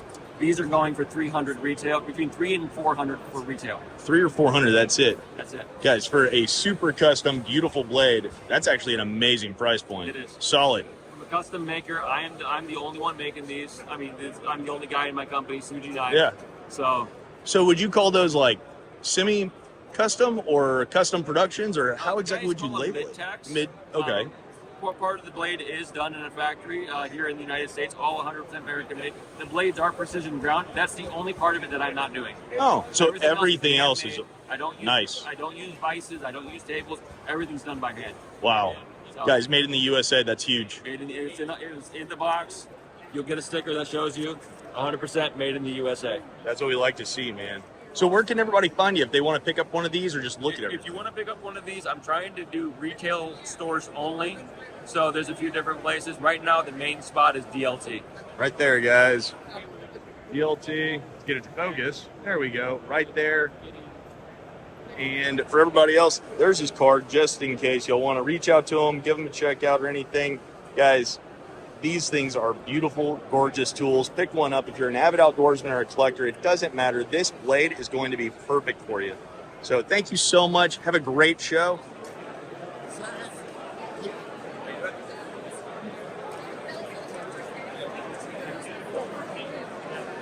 There's a lot to see.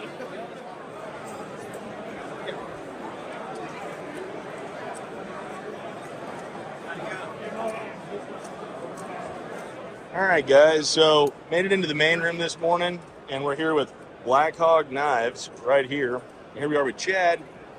Tell us a little bit, because you got kitchen blades, looks like you got some other utility blades, maybe some hunting skin and stuff. You tell us all about it. What do you want to know? I mean, so I guess it's a little bit of everything. Like I mainly do a lot of hunting knives. That's how I got started. Hunting knives, okay. And my thing that I like a lot is the actual brute de force, the forge finish. I like leaving all that on there because I hand make all these. About 90% of everything I do is all hand forged. So that's the majority of these. And then some people like paracord, so I did a few where I wrapped them in paracord. Just kind of trying to find what everyone kind of likes and wants and so forth. This is another brute de force, but this is more of a fighter, a little bit longer, more aggressive blade with the false edge on top. And I make a good bit of chef's knives and so forth. So everyone knows somebody who cooks. Sure. So these are all stainless. So these aren't hand forged. These are all stock removal. So you gotta do a little bit of everything. Absolutely. And over here I've got my little Damascus guys that I make. I call these piglets. They're little skinning knives. So I make one of these that's like a high carbon or like a stainless, but I figure I make a few of them with a little bit of, this is a random raindrop. Yeah. What these were. Still a cool little small EDC. Yeah. Little something for everybody. Yeah, and I do like little pocket sheath. I do like the finish on those, just how it's just natural. Yeah, I've always been like, this is more of a raw finish. I've always been a fan. Yeah. I've always been a fan of that.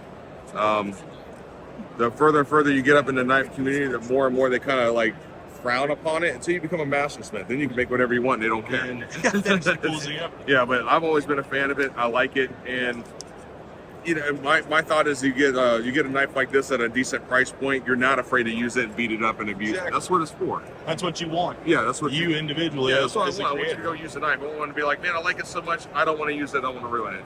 Use it. That's what it's there for. Beat it up. Awesome. Send me a video. Heck yeah, man. Well, Chad, if someone sees any of this and they want to reach out to you or buy something, where can they find you? They can message me on Instagram, Facebook.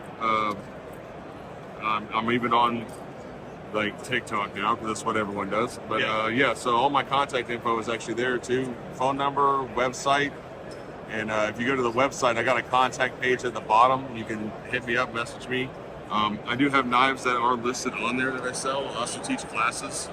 Oh, very cool. Yeah, all like introductory stuff for, you know, never swung a hammer in your life.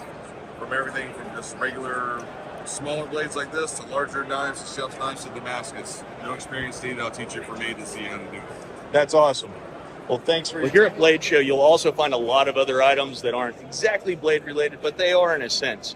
Every once in a while, I do come across something that I do want to share with y'all. This is one of those products. We'll let them take it from here and introduce himself, his company, where they're out of, and some of the products that they offer. No, so here I am with Tom. You are, I believe, the owner? Yes. Owner, all right. Well, tell us a little bit about your company, where you're out of, and what y'all do. So, we're URE Outdoor. We're located in the Fort Bragg area, North Carolina. Very cool. We're just starting this, actually. I also own Raptor Tacticals. We have a knives and we have some outdoor equipment, and wearable is the Woody Expo puncher liner.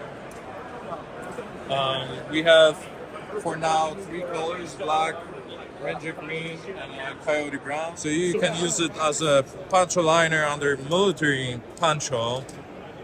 You can use it as a coat, someone's attention. Signaling device, yeah. You can use it as an underliner for the hammock, or you can use it as a sleeping bag, because it's not only you can make a sleeping bag out of it. And the food, while you're not using it, is being stored in this front pocket. Our whoopies, and I was like, I wish I had the zipper. Yeah. So we add zipper to it, so when you're sitting up there, you're not like losing the heat, you know. Yep. Flying out from underneath, they're not sitting on the edge. So yeah, really cool. Yeah, we also developed a new camouflage called Rhodesian X. Oh. It's based on the old Rhodesian pattern, but with modern colors. Very cool. We just, like I said, we just started that thing, but I have few samples. Oh yeah. I still have to do pictures and stuff, but this one is a P51. It's a really unique tool. Pry tool. Yeah. It's good for jump masters and pilots and paratroopers. You have a pry tool up front. You have serrated blade. You have a file, and for survival situations, you have a fire starter. Oh wow. And then the other side's just a blade, right? Yeah, double-edged blade, like regular blade, and a serrated, so you can cut ropes, belts, all this stuff, and you can pry some stuff if you want to, get out of somewhere. Absolutely. That's interesting. That's a really cool tool. I've never seen anything like that. And it's stainless steel material. Heat treated to 58 Rockwells. And the next one is a Manta, which is scuba diving knife. This one is made out of titanium. Obviously, it doesn't have a fire starter, but has that tip for breaking glass. If you're gonna stuck in a wreck somewhere or something like that, and there's a window, you can bust it open. Same features, like on this one, prying stuff, cutting ropes, cutting nets. If you're gonna get entangled in it, stuff like that. That's cool. Then a couple other knives. We have a Valkyrie. And this is a really serious blade. It has a saw blade, and this one is designed based on a chainsaw, and really cuts, really sharp thing. It goes into the wood like a butter. Wow. It's a survival chopper. Also made out of stainless steel. All the knives in different colors, they're coated with titanium nitrate. So that's the top of the line coating, and they all heat treated with cryogenic heat treat. Very cool. Liquid nitrogen. That's a serious blade. So from the tip to the end, you have perfect hardness. Versus, traditional method where people are dipping the hot blades in the oil to quench it. Well, this one, it goes to the machine, and all the blades and the handles are CNC machine. Very cool. And we try to pack in every knife the fire starter. So doesn't matter which model is that, it has a fire starter in it. Like this one. So we try to have really cool designs. Yeah. I'm not a fan of making anything. It's just it's gotta have to have a full design and have some extra options like for instance Valkyrie sheath has a Morse code on it as well. So anything that can help the user with some stuff is up there. All the sheaths are injection molded, not Kydex, because if you're gonna leave the knife on the dashboard of your car and it's hot, it might warp. Right. Or it will warp. Yeah. Injection molded is not gonna do that. So how many different models do y'all manufacture? 14. 14. Very cool. We're still going. Going and growing. Yep. Yeah. Still a new company. Yep. Still getting there. Well, if anybody sees anything they want to take a closer look at, what website or where should they find you at? It's uri.co. .com belongs to bank. I don't know, but we have uri.co. Okay. You can find us on Instagram, Facebook, YouTube, X. So go check it out. Awesome. Please. Yeah. Guys, all their contact information is right behind this gentleman, Tom, here. It's right back there. Go check them out, guys. All right, guys, we're over here at Zach Brown's Southern Grind. We got Simon here again. He's going to talk about some of the exclusives and then some new products. What's up, guys? I'm Simon. We are out here at Bladeshow, Atlanta, on day 2. We are cooking. This place is packed. We've got people everywhere. Yep. We've got a couple of our Bladeshow exclusives left right now. We've got the Penguin with a full PVD coating. On our first flipper frame lock. Well, I didn't know. It's a full titanium scale with an S90 blade on a multi-track bearing system, so it gives you that real buttery flip almost every time. That's pretty slick. This is a run of 1 of 15 with the exclusive Bladeshow 24 pocket clip. That's pretty cool. And that's here at only Bladeshow, or is here that at only at Bladeshow? We've got about 5 or 6 of these left. Man. We've got 2 of the run of 10 Bad Monkey Bladeshow exclusives. Our standard Bad Monkey, peel ply carbon fiber handles, titanium liners, a 14C blade with PVD coating for great corrosion resistance on an even more corrosion resistant blade steel. Man, that's cool. With a bronze liner. These were a run of 1 of 10. 1 of 10. Here only at Bladeshow. That's all. And then before we get on, what location are y'all at, or where's your booth here at Bladeshow? We're at booth 34. 34, got it. Cool. If you're here, come see them, guys, because there's some special stuff. And then what about new products? What do you... So the new stuff that we came out with, we did a soft launch back in January, but we've got the Southern Grind Hornet. So our first manual button lock, exposed titanium liner at the rear for a great pocket hold, lanyard loop, reversible pocket clip, micarta handles, and a magna cut blade. Very cool. Riding on ball bearings for a really smooth operation every time. That's awesome. And we've got the rest of the line out here. We've got our Southern Grind Granddaddies, which is actually the first knife that Southern Grind came out with. We've got these back in production now. Comes with your proprietary Kydex sheath, belt loop, and leg loop. Oh, that's kind of cool. Absolutely. They're perfect to carry. They feel great in the hand, well weighted, very comfortable. It's a high carbon steel. These are also 8670M, and they're coated in PVD for corrosion resistance. It's great for carrying every day. It's It actually made its guest appearance on Walking Dead as well. Oh, really? Absolutely. Is that cool? Yep. So, if everybody or anybody wants to take a look at anything, where can they find you? Check us out on all of our social medias. We've got Instagram, Facebook, Twitter. Check us out. Make sure if you guys have a Southern grind, write in, send us photos. We'd love to post that stuff and make sure that we're seeing all the cool stuff that everybody's doing with us. Very cool. Well, hope you have a great show. Thank you so much for your time.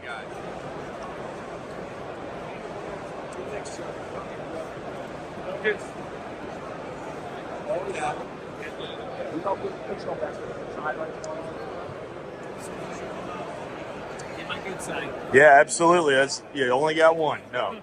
Where are you out of, man? Michigan. Michigan. Cool. Yes, sir. I just saw that Battleship in Texas. Yo. And I was like, yeah, maybe he's from Texas. I don't know, but we'll ask. I have a lot of friends and relatives in Texas. There we go. So, man, I see a little bit of everything, but everything looks really cool. So, I mean, tell us about yourself and everything, man. So, I'm Ben Graber from Graber Forge. I've been forging almost 7 years, 2.5 years full time.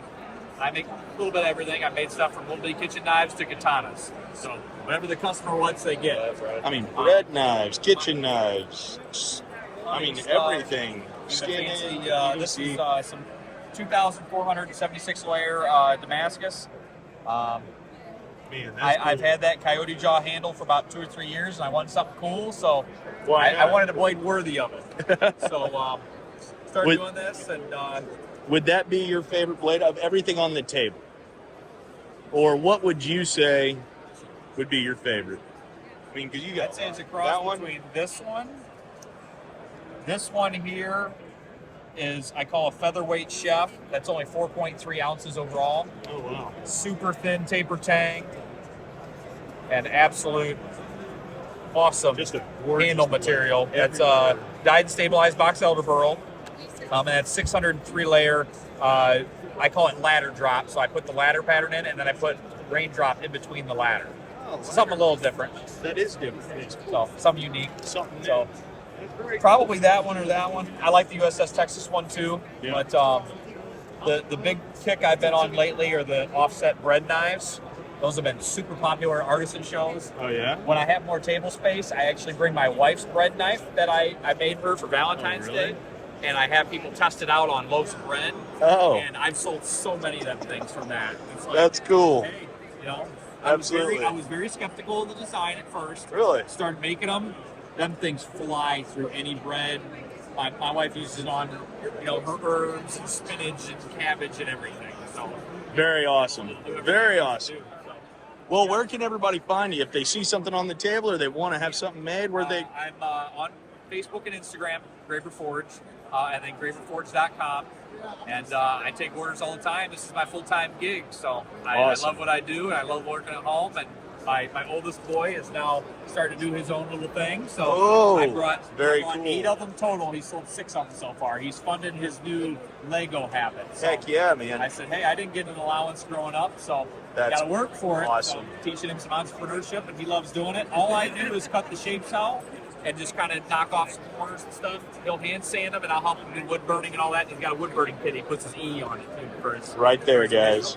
Do you sell these online as well? I do. If people want them, I do batches for shows, and then when folks want them, I try to get batches done when he's got time. When he isn't, Heck he's yeah. just starting school. So. Yeah, no. And how old is he? 6. He's 6 years old. Hey guys, go see Ben or go. What booth are you at? Sorry, I didn't even ask. 4BB. Yeah. Come see me. Lots Right of cool here. stuff, and it's it's awesome. 4BB, got it, guys. If there's anything on the table, or you want to buy one of those, and you're just watching these. If you want to buy one of those, and you're just seeing this video, it doesn't matter the time of year. Go check out Ben, grab her forage. There's all of his contact, like he was just talking about. Go buy one of those and buy a bread knife for your wife. It's a fantastic Valentine's Day or anniversary gift. Yep. Good luck.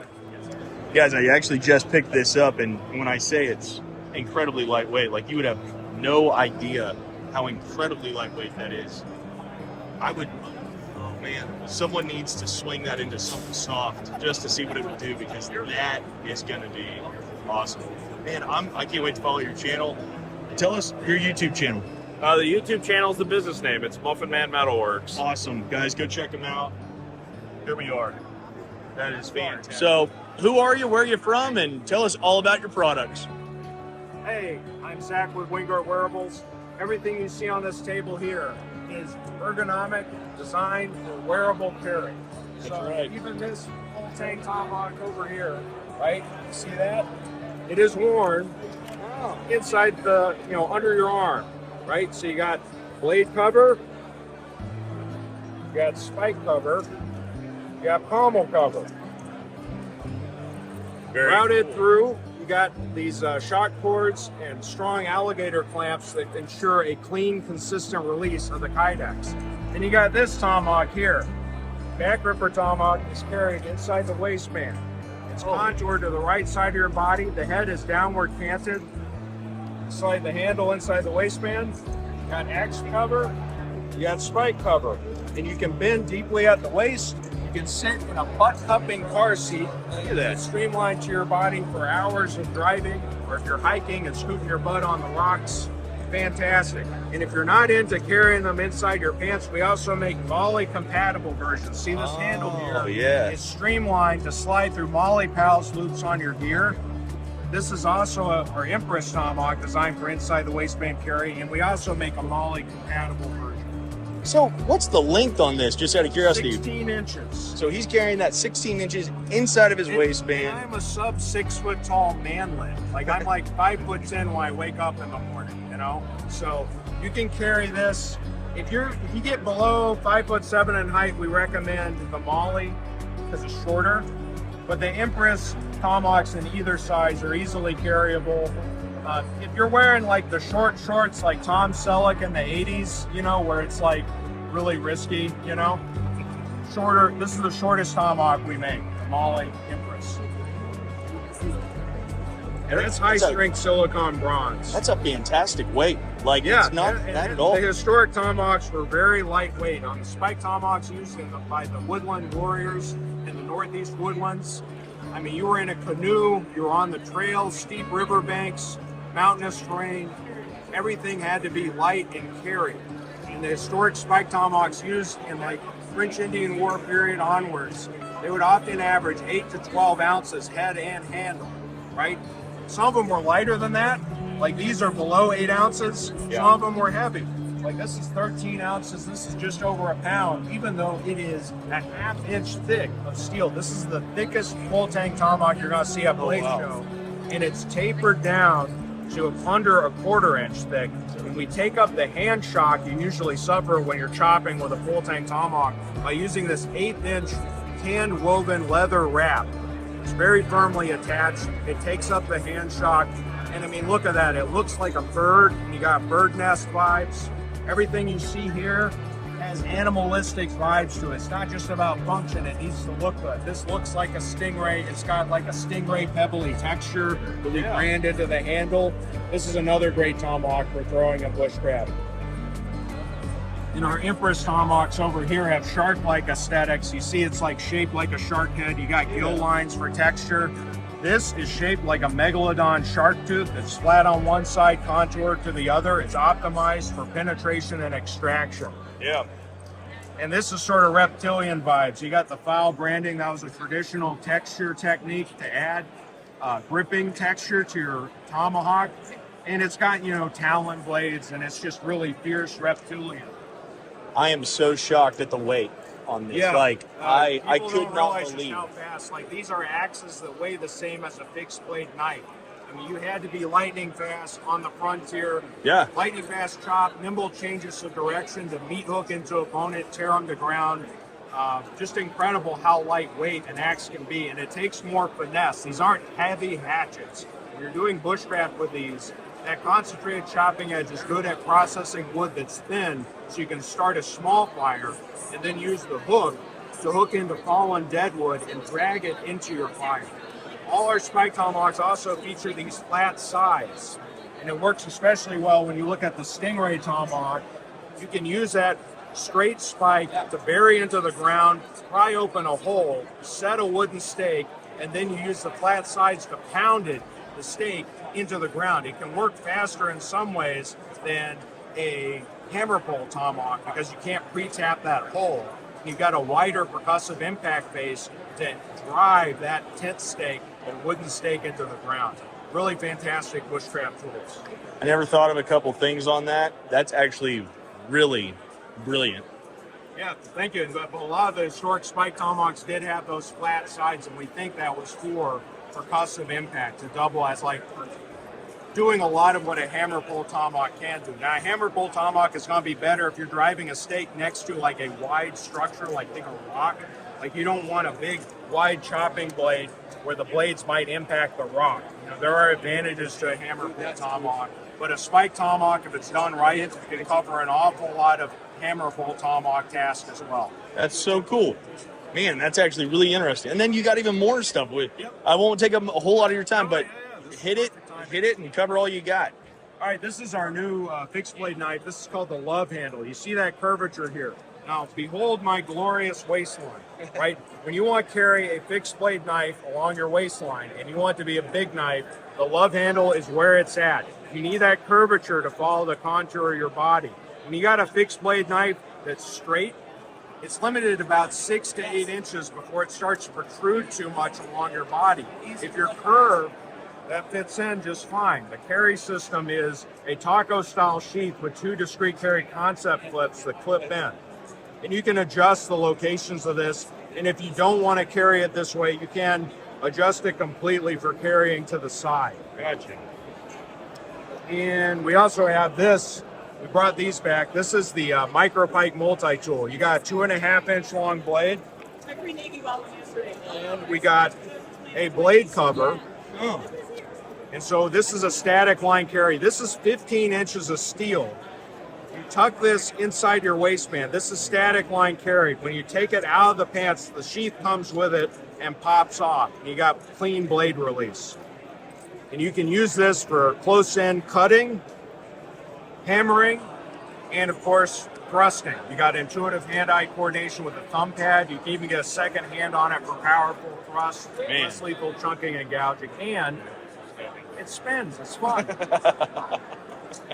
Something to do at camp whenever you're bored. That's right. Yeah. So that's the micro-pike multi-tool. I never would have thought of something like that, but Yeah, it's like a spear you can wear on your body. You're not going Yeah. to see anything else like that at Never. Bladeshow. Those are And these are our minimalist spike tools. So this is the dick picks. So this is a hammer face, a pry bar, and a spike. You can grip this in multiple ways, right? For combatives or for practical, like percussive impact, like tamping down a paint can lid, prying, hammering. You can grip this up close. If you're working to tear through carpet on a concrete floor, you don't want to ruin your knife tip, you can just do tearing motions with this. Oh, wow. You can close it up for scribing on metal. Just really fantastic. Multiple options. These come with a taco style sheath. Let's see if I can pull it out here. Un momento. Yeah. So this slides in. You got these shock cord clamps. You can wear it above your groin. That's why we call it the dick pick. Or you can remove this and attach a discrete carry concepts or ulti clip to it to your pocket. So for instance, I got an ulti clip on my micro dick pick. Spikes are like super fingers. They just do a multitude of tasks. Daily challenges. Like I was at, this wonderful Bladeshow, Cobb Galleria. Well, they had a bathroom stall that didn't have a latch on the door. Micro dick pick slid right in because I'm shy. I don't want the door to swing open. I mean, who would want that, right? So, yeah, really versatile. And then finally, our most compact tool. These are our quills. So the quills are spikes that conform to your fist. You drop your 2 fingers in the hook gap and use this. You can pinch up on it for small cleaning tasks or scraping tasks. You can grip it like this for hammering down a paint can or doing prying. You can grip it like this for ice pick tasks. I mean, it's just versatile, and you see these, it's diamond cross section. Yep. And that really helps where the small muscles of your fingers lock in. But it also helps for like scraping, like food residues off of dish pans and stuff. So you see here behind my ear, I'm actually carrying one because it tucks behind your ear. Goodness, I didn't even see that. But yeah, I've peeled shrimp with them. I've got a knife with like too much sticky tape residue. You can touch up the edge with it. I mean, it's just, spikes are just incredible. If you pair up a spike with a blade, the amount of everyday carry tasks you can tackle is just enormous. Super practical. Be edgy. That's awesome, man. Well, for everybody that sees this, Go check them out. Where can they find you? Where should they go check you out at? WingGuardWearables.com. We're also on YouTube. We're doing more long-form YouTubes. We're on Instagram and Twitter. Those are harder to broadcast the message, but I really want to thank you for coming by and sharing our show. Like, this is just critical to get the word out of these new, innovative, everyday carry ergonomic tools. Guys, this is actually a really cool, I mean, just everything. Yes. Yes. Somehow that survived the trip from Pennsylvania to Atlanta. Pennsylvania, very cool. Yep. Guys, if you see anything here on the table you want to take a look at or just want to say hello, go check them out. Here's all their information. You're not going to be sorry. There's actually a lot more information than I knew. Luckily, I stopped by today, but I would highly recommend you go check them out, learn a little bit, because honestly, they're surprising, they're really fascinating, and it makes a lot of sense on some of these smaller tools. So go check them out. I hope you all have a fantastic show.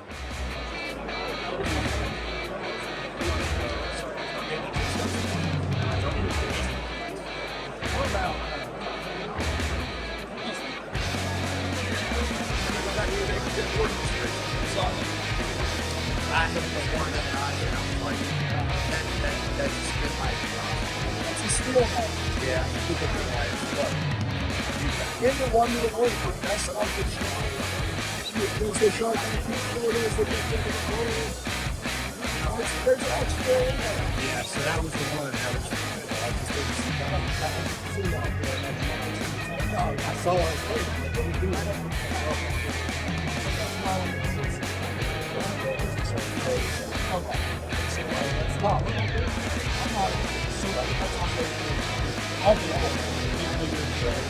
that was the one. Where you get sick of it? Please look my direction. I might not have 5 grand a job at the time, but I love that knife. That's like an heirloom.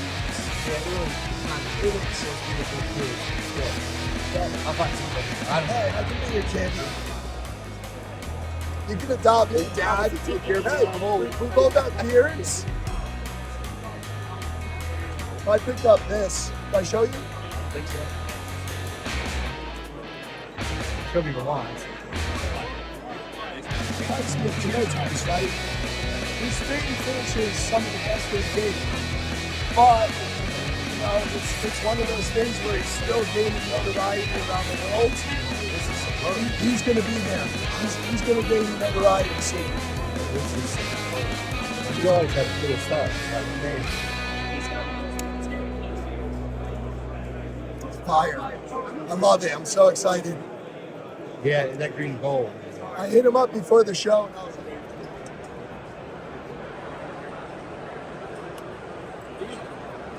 Howdy, howdy, sir. You got some really unique pieces. I'm sorry? So you got some really unique pieces. Actually, they're copies of old ones. Yeah, well, you got copies of old ones, that's what I'm saying. Thank you. So can you custom make something, if it wasn't exactly like what people wanted, could you make something based off of an older pattern or model?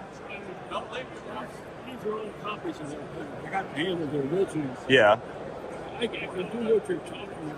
You know, it's all done by hand with a hammer and having something exact is on. Yeah. All right. Well, very cool. It's like I can do this and yeah.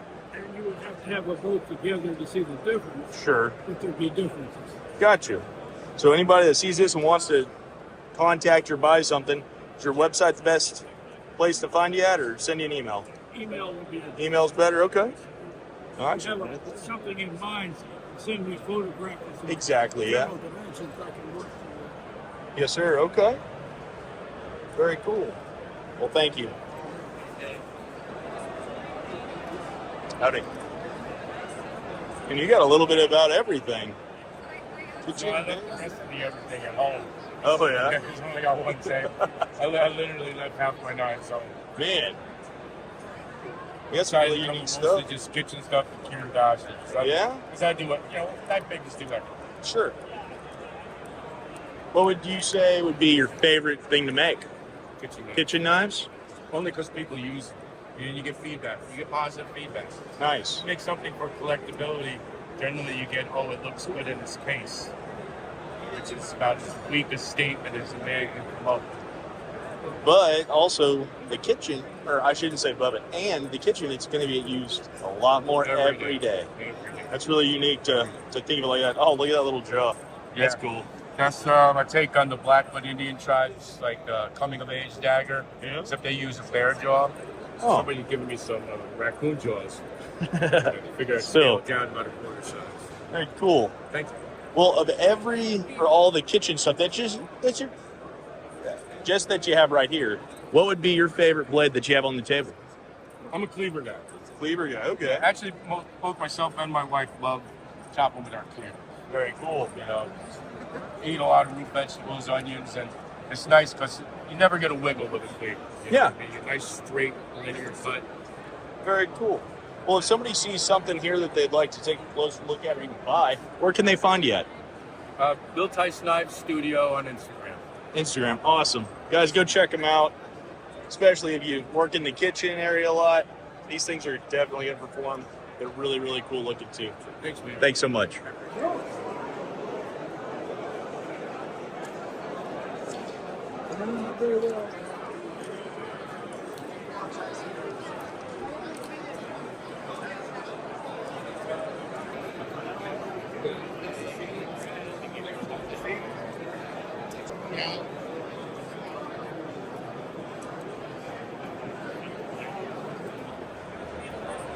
Come back with the same ticket. You're able to maybe tweak that. First giveaway is going to be a Sentimental, the 3502. Right here. Hey.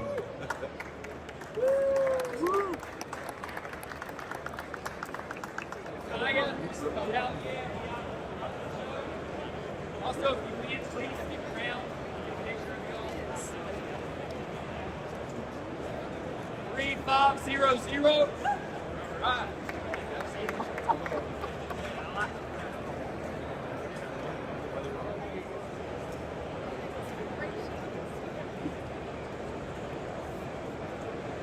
3331. 3331.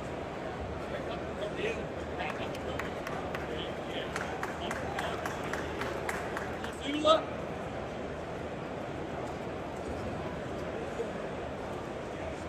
3438. 3438. Right here.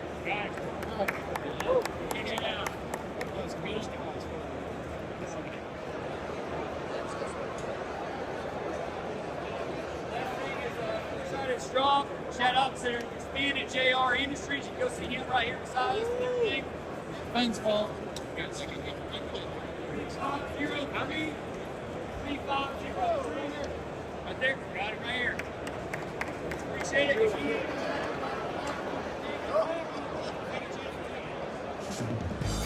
Here we are, Arsenal's Edge Manufacturing. Got Josh here. Hey guys. We're day 2 Blade Show, of course. I keep saying that, but just for each video. He's had a few knives on the table actually get sold. This is one of them. I purchased this knife yesterday, but I didn't get to come by and say hey for very long, so I wanted to make a bigger video today. He's got 4 other knives on the table. Can you tell us a little bit about each knife and what they are? So this year I kind of wanted to do a stainless theme. So all the knives I brought are either stainless or some sort of stainless Damascus. These 2 are a stainless Starfire Damascus from Chad Nichols. He's right in Alabama, so this is made in the USA. This one over here is a Koa handle with Magna Cut blade that I did an acid etch on it. This little guy is a Justice model. Smaller knife, a little bit easier to everyday carry. Again, stainless steel Damascus with a vintage rag micarta handle. Oh, that's cool. That's actually really man. I really like that profile. That's only sharp on one side, right? Yeah, it's a false edge on top. Very cool. So I had 14 blades and I'm down to 4 left. Oh, so man. I sold 10 in the last 2 days. What booth are you located at here at Blade Show? 14E. 14E Blade Show 2024. He's got 4 blades left. Sorry, guys. That one's mine. Y'all get out of here for that. Awesome shirts. These are, I swear, these are some of the most comfortable shirts you will ever wear. Come by, get a hat, get a shirt, pick up some patches, buy one of these awesome blades. Hey, man, thank you so much. Thanks, I sincerely appreciate you for that awesome, awesome blade. And before we go, so can you just tell us a little bit about that? Sure. So- Again, stainless steel blade. This is also Chad Nichols. This is his Intrepid pattern. It's a Pathfinder model that I make, and we have a nice stag handle there. Oh, it's beautiful. And then with a leather sheath. Leather sheath, and then micarta, natural Yeah, micarta pins. these are right? natural micarta pins. I figure they kind of match the it's mark beautiful. of the stag. Just beautiful. Well, thank you so much, man. Hope you have a great show. All right. Well, hey, Cypress Creek Knives. We just stopped in here. Bladeshow 2022. All right. So tell us who you are, where you're located, and what you're about. All right, so I'm Jared Beavers. I'm out of Troy, Illinois. Been making about 7 years. Just doing a bunch of bushcraft hunting style knives.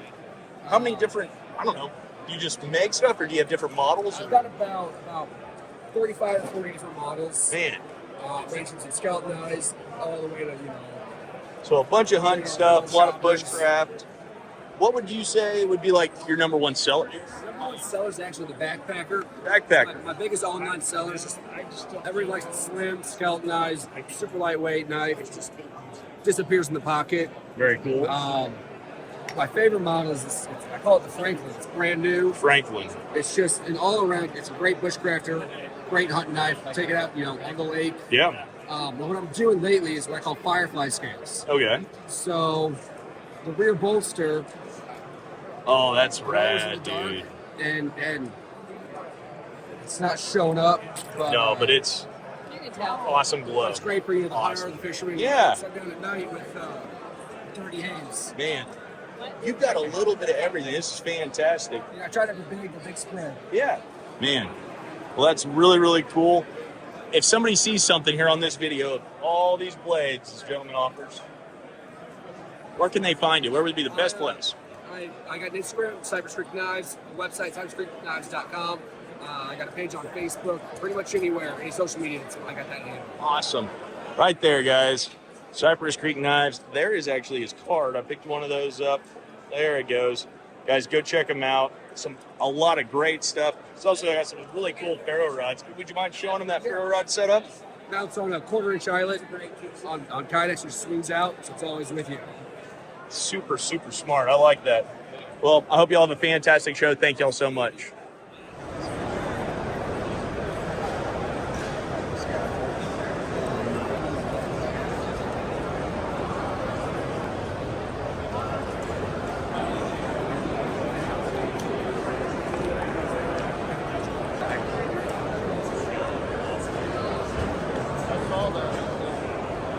Guys, we are here with Kelly Custom Knives. David Kelly, the owner here. Been talking with him a little bit, and he had an empty open table, and I was looking as I walked by, and I figured I better stop in because some of these blades are truly beautiful, beautiful pieces of work. And I wanted him to tell us a little bit about it because some of the doubles and pairs that we haven't seen so far on the show. So I'm going to hand it over to him and let him sort of tell us about some of his favorites here. Go for it, David. I guess one of my favorites is the hunter set here, which is my fitted bone and my small hunter in a leather backpack pack. And that's got two of my favorite models. Heck yeah. Taper tangs, vintage canvas I was Macari. going to say, is that vintage? Because that's really cool. And that's the perfect color to match with that darker leather on there. That looks really, really good. And tell me about this guy, if you don't mind. This is what I call my camp kitchen. It's basically a camp knife. Camp kitchen. A little on the small side for a camp knife, but very functional. CPM 154, black ash burl on the handle. That is so lightweight. It fits very, very well. The texturing, it cradles. I mean, it just fits. That's really impressive. I go hard for the ergos on the handle. Heck yeah. And then my other favorite model is the fin and feather. This actually has some vintage rag micarta, brown rag micarta on it. Very cool. Also has a tapered tang, yellow liners. Comes with a little pancake sheath per belt. So is this the same as that other that is trail? That's correct. Okay. That's a fin and feather. This Fitted feather, excuse me. Yep. That's awesome. Yep. Man, these are really beautiful blades. If somebody were interested in possibly picking one up, seeing what you had, where would they find you?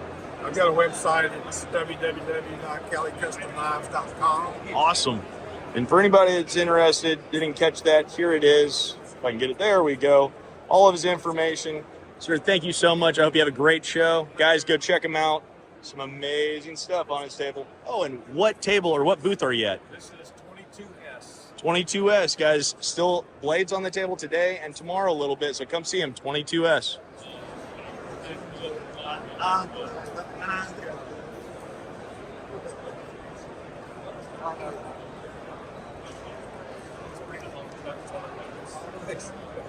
Now, the knife, you make the knife for something.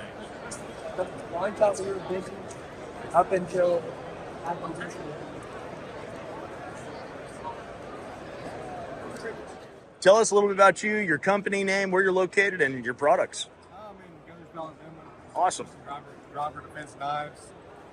I make a little bit of everything from swords to fixed blades, slip joints, folders, kitchen knives. Literally a little bit of everything. And it looks like really user-friendly stuff. Dude, Yeah, that yeah. actually feels really good. Like, check that out. All about function on the looks usually. It's not too big, it's not too small. I like mid-sized blades. I either want them really big or just right. So, tell us about your swords. So I made one last year for Bladeshow. It was really popular, bring a lot of people to the table, so I made some again this year. Yeah? It was fun to make. They're a Nitro V stainless steel. Yeah. I call them apokazashis, apocalypse mixed with wakizashi. Cool. Good name, They're pretty, they're not traditional by any means. But they're cooler than squat, man. That's really, really unique. Sashi. Yeah. The name is amazing. A great name. Well, that's cool. Well, if everybody watching this wants to take a look at what you got or buy something, where can they find you? DriverDefenseKnives.com. Got a Facebook group called Driver Defense EDC. Very cool. And I'm at Driver Defense on Instagram. There you go. Guys, there's his card. Everybody that's looking for something, go check them out. Yep, right on the back. Y'all pause that and scan it. Take you right there. Well, hey, have a great show. Thank you very much. How are you? That's good. Then you, I think it was the same one you were looking at.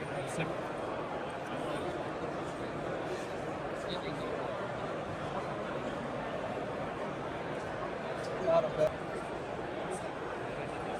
Part of that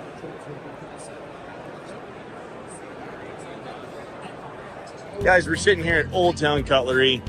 It's a truly, really awesome setup here they got. They actually pulled the backing out of their store and moved it in here. So this is actually going to, if you were to walk into their store, this is what you would see. So we switched up a little bit. Tell us a little bit about the custom process, if you don't mind.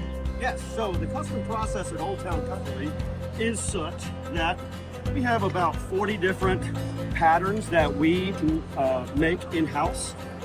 This is part of our Due South line. We have a couple of brands that we make in-house, and this is our premium line. This particular pattern right here is our Nanahala. It is hand ground. The steel is 14C28N. And we sent these off to be heat treated by Byington Blades. They have a Rockwell right at 60. This handle material is Chakaviga. It is super, super curly. It has a mosaic pin in it. That's our boot insignia. We put liners and pinstripes. As you see, this has a black liner, blue pinstripe, shaped in 3 dimensions. So very comfortable in the hand, makes a beautiful user. But we have all different kinds of patterns at Old Town Cutlery, and we can build kitchen knives. We can build knives to spec for people. So we're happy to take a specific order for a pattern with a specific handle material. That's so what we cool. Do every day. We also teach knife making classes. If you want to come and do this with us, you pick the blank, you pick the handle material, we build it together. It takes about 5 hours, and it's a lot of fun, and you can find that on oldtowncutlery.com just under the classes section. So they have the option of picking the blank, picking all the pins, materials, spacers, liners, you name it, and within a day or less, obviously, having it going. Something like this. Something like this. Yep. And we all make sure of that. That's cool. Yes, we've broken down the process to where we teach all of this shaping. How do we make a shape that has a swell in the right spot, that has a waist here and here, where the fronts line up properly. And you'll also notice how the fronts are swept back a little bit. Yeah. And that's about a 12 to 15 degree cant, something like that. And what that does is that enables you to hold the knife in a pinch grip fashion comfortably, but also, for example, on my knife, it creates very much a shoehorn effect, so it goes in the sheath easily. So that's an important feature, and this is the sort of thing that we teach in our shaping class. That's really cool. Knife Making 101. Join us at Old Town Cutlery for that. Man, I'm actually really excited about that. Thank you so much for your time. I hope you had a wonderful show. Absolutely. Take care. It's like buy property. We're going to expand our building like this without the attachments on it.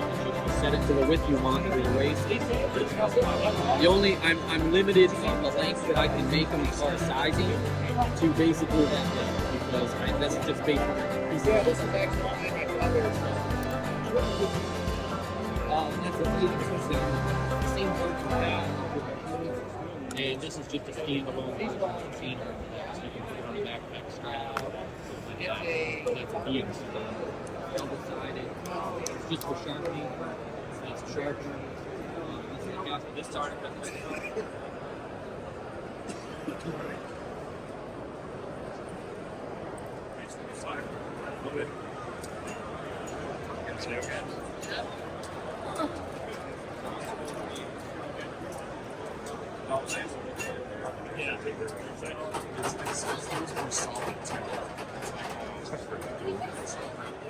All right, so I'm sitting here with Santa Fe Stoneworks.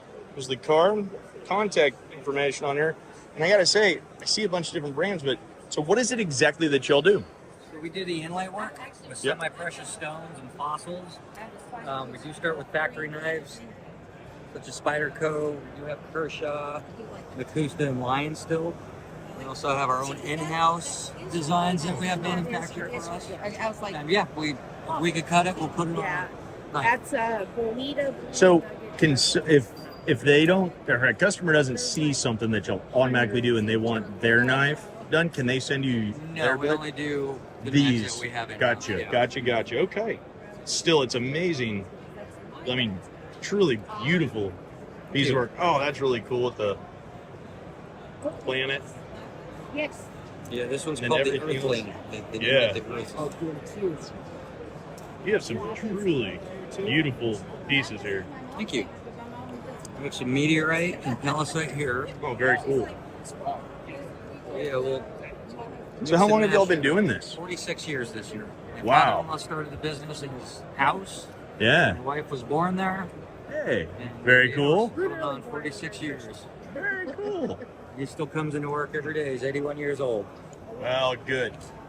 Good. Well, he goes in, goes to lunch, and goes home early. Yeah, He makes man. messes. Hey, when, you know, I told my... Sometimes. It's great. No, for sure. The parts of it, you know? And That's... so he gets to come in and he's really a salesman just in his heart. Yeah. So he loves doing emails and talking Talking with to customers. people, yeah. Exactly. So And he he's how comes old? in, he'll be 81 in July. Yeah. And he's been doing this for 46 years. 6 years. 6 years, September 1st.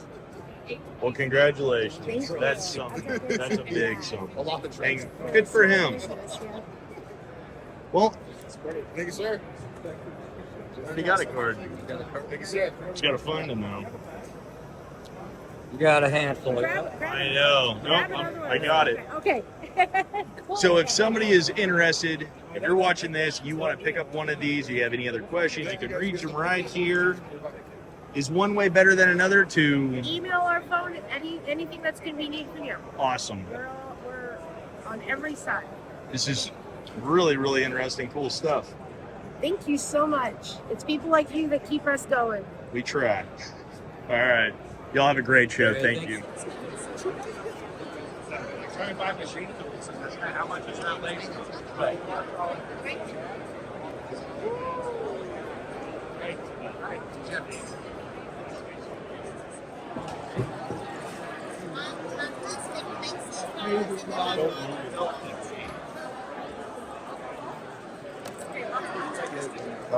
Burns press, not make good knives. Oh. They will make decent knives, but you've got to constantly sharpen them. Right. It's not, they're like a 1045 or a 1050. lower carbon. Yeah. This one right here just happens to be L6 steel. Huh. And wrought iron, escort, and then that's the mule deer. Very cool. Yeah, shed head. The reason I like mule deer because most of them don't have brow tines. Right. And see, and the whitetails got brow tines. Yeah. You got to file that G off. up in there and make it look. To me, it does. What's the overall length on those? Because they're not short. 9 3/4. Okay. On the blade. That's a good sized blade. Yeah. I mean, heck, that's cool. Yeah. Once you, I kind of dome these pins right there. Yeah.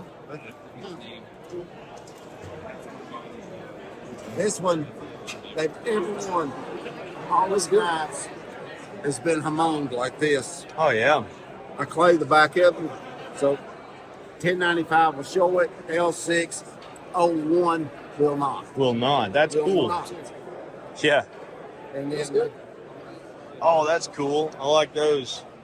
Yeah. I didn't even see those till just now. yeah, that's a part of the GRT, Grim Reaper's talons. Oh, yeah? Yeah. So you got a thumb, you got index, ring. Yeah.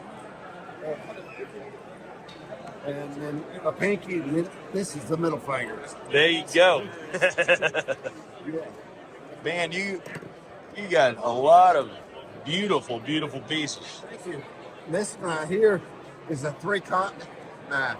There's elements from 3 different continents on it. What are they? This right here. So, yeah. The bolster here is Asian buffalo horn. Oh, wow. That's Malaysia. Yeah. This is an aspen burl from here in the United States, from Colorado. Yeah. Okay. I harvested, sent it off, had it stabilized and encased it in the acrylic resin. And then the liners here that I used, spacer liners, did out. They're African cherry. Oh, that's cool. Yeah. So That's real cool to use something like that on the line. yeah, that's 3 continents. That's our. Very cool. Yep. Well, let me ask you, if somebody sees this video on YouTube or wherever and they're interested in making a purchase from you or seeing what you got, you have a website or? No website. I'm just on Instagram, Dogbone Knives. One meta screwed me out of the yeah. Dogbone Knives. Everybody, yeah. Just It won't about let me get everything's. on that, so I hadn't started.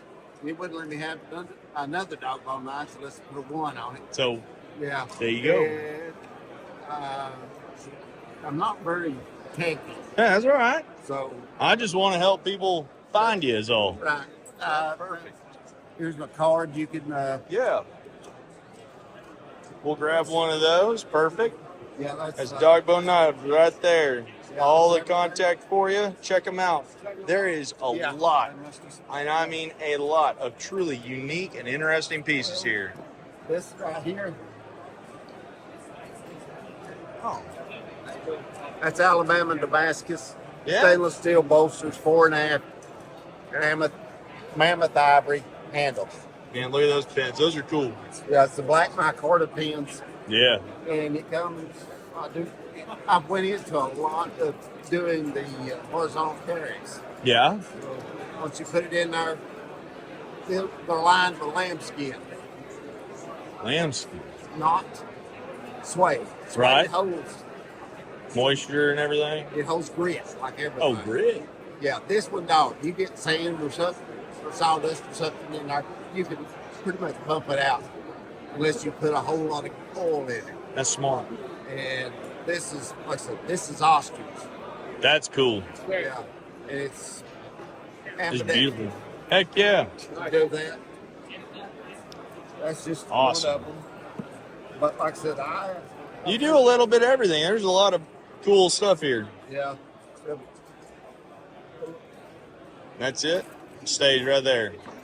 Man, Sweet. that's cool. I I'm gonna have to come back. I need.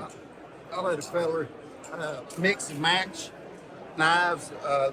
These little like trade knives. Oh, yeah. The little penny knives. Guys, he said, I like this knife, but I don't like the sheath. I said, what? You bought 8 knives from me before. So swap it out. I said, you do mix and match. You make, Yeah. pay your money, you get to make your choice. There you go. You got enough choices, that's for He sure. lost his knife. He said, I always feedback. You live and die by feedback. Sure. If it's good, it's great. If it's bad, you can make it better. Yep.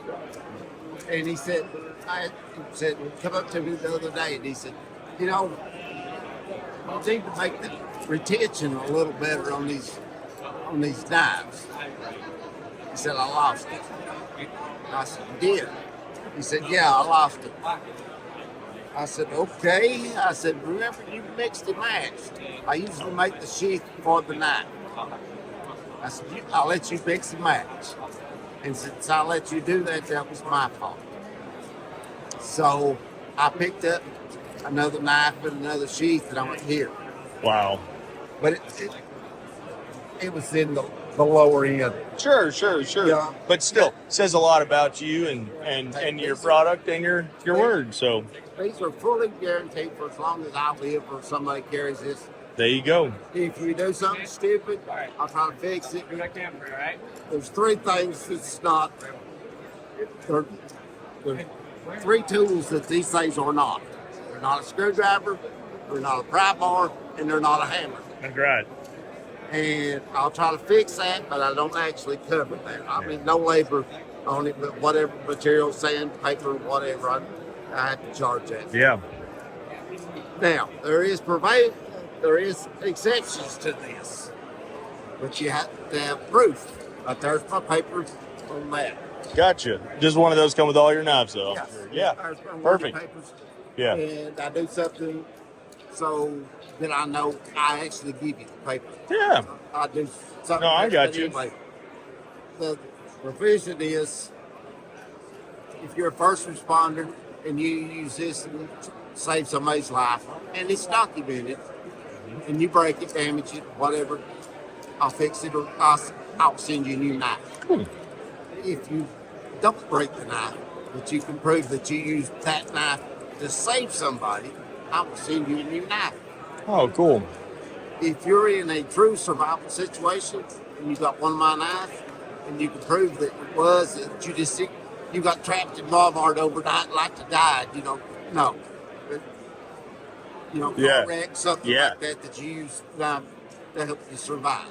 I'll send you a new knife. Wow. Damaged or otherwise. Sure. That's cool. And like I said, if you can prove it, I'll send you a new knife. Interesting. Man, that's interesting. But that's your policy. That's cool. I mean, that's how much That's the best policy I think I've heard. So interesting. Etsy knives over, if you cut them in half with blowtorch, they'll send you a new knife. Right. So that's, I see why they do that, but that's just promoting that, destruction knives, Look what they that's can wasteful. do, but yeah, you want your stuff used right and correctly, These are not tools. yeah, they're tools, They're not not- knives. they're They're not- tools. They're not safe queens. Yo, you want them used. That's got to be the biggest compliment is whenever you see somebody that's worn on your blade hard and still going. Yeah. Very cool. Like this one right here. That's a decent knife, Yeah, and it's got a decent knife. it's really beautiful. It's a classy looking, simple blade, but it looks good. That's simple. It's good. Yeah, exactly. Keep it simple. Yeah. That's like this one right here. I didn't know that a knife shaped like this even existed. I don't have books on knives that show you what knives is there. Right.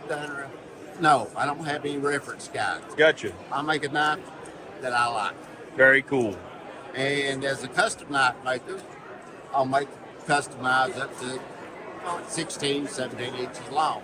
Yep. That's about it. And that's It's a long knife. Yeah. That's as deep as my forge goes. Oh, okay. But still, that's big. Yeah. But anyway. But That's this- really cool. What model is that? Or what do you call that? Just a hunting knife? Yeah. it's Skinner? just- yeah. Something like that?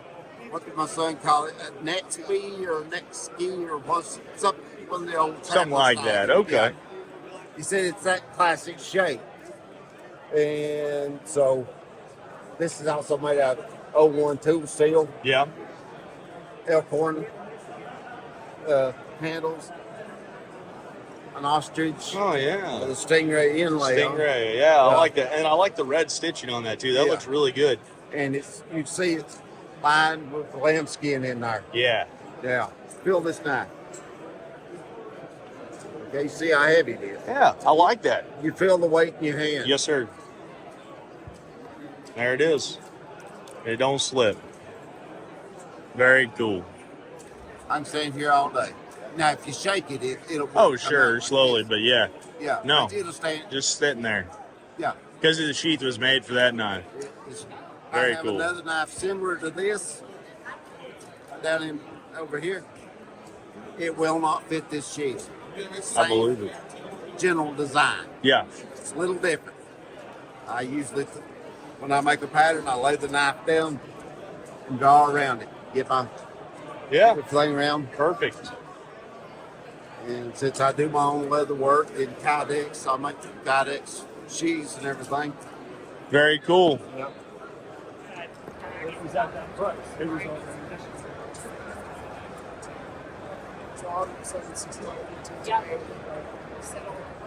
Guys, it's the end of day 3. As you can see, everybody's packing up. A lot of people have already left, but I didn't even get, I would say, in 2.5, 3 days, I didn't even get 3/4 of the way. I tried to stop and talk and spend time with as many manufacturers and people that I could.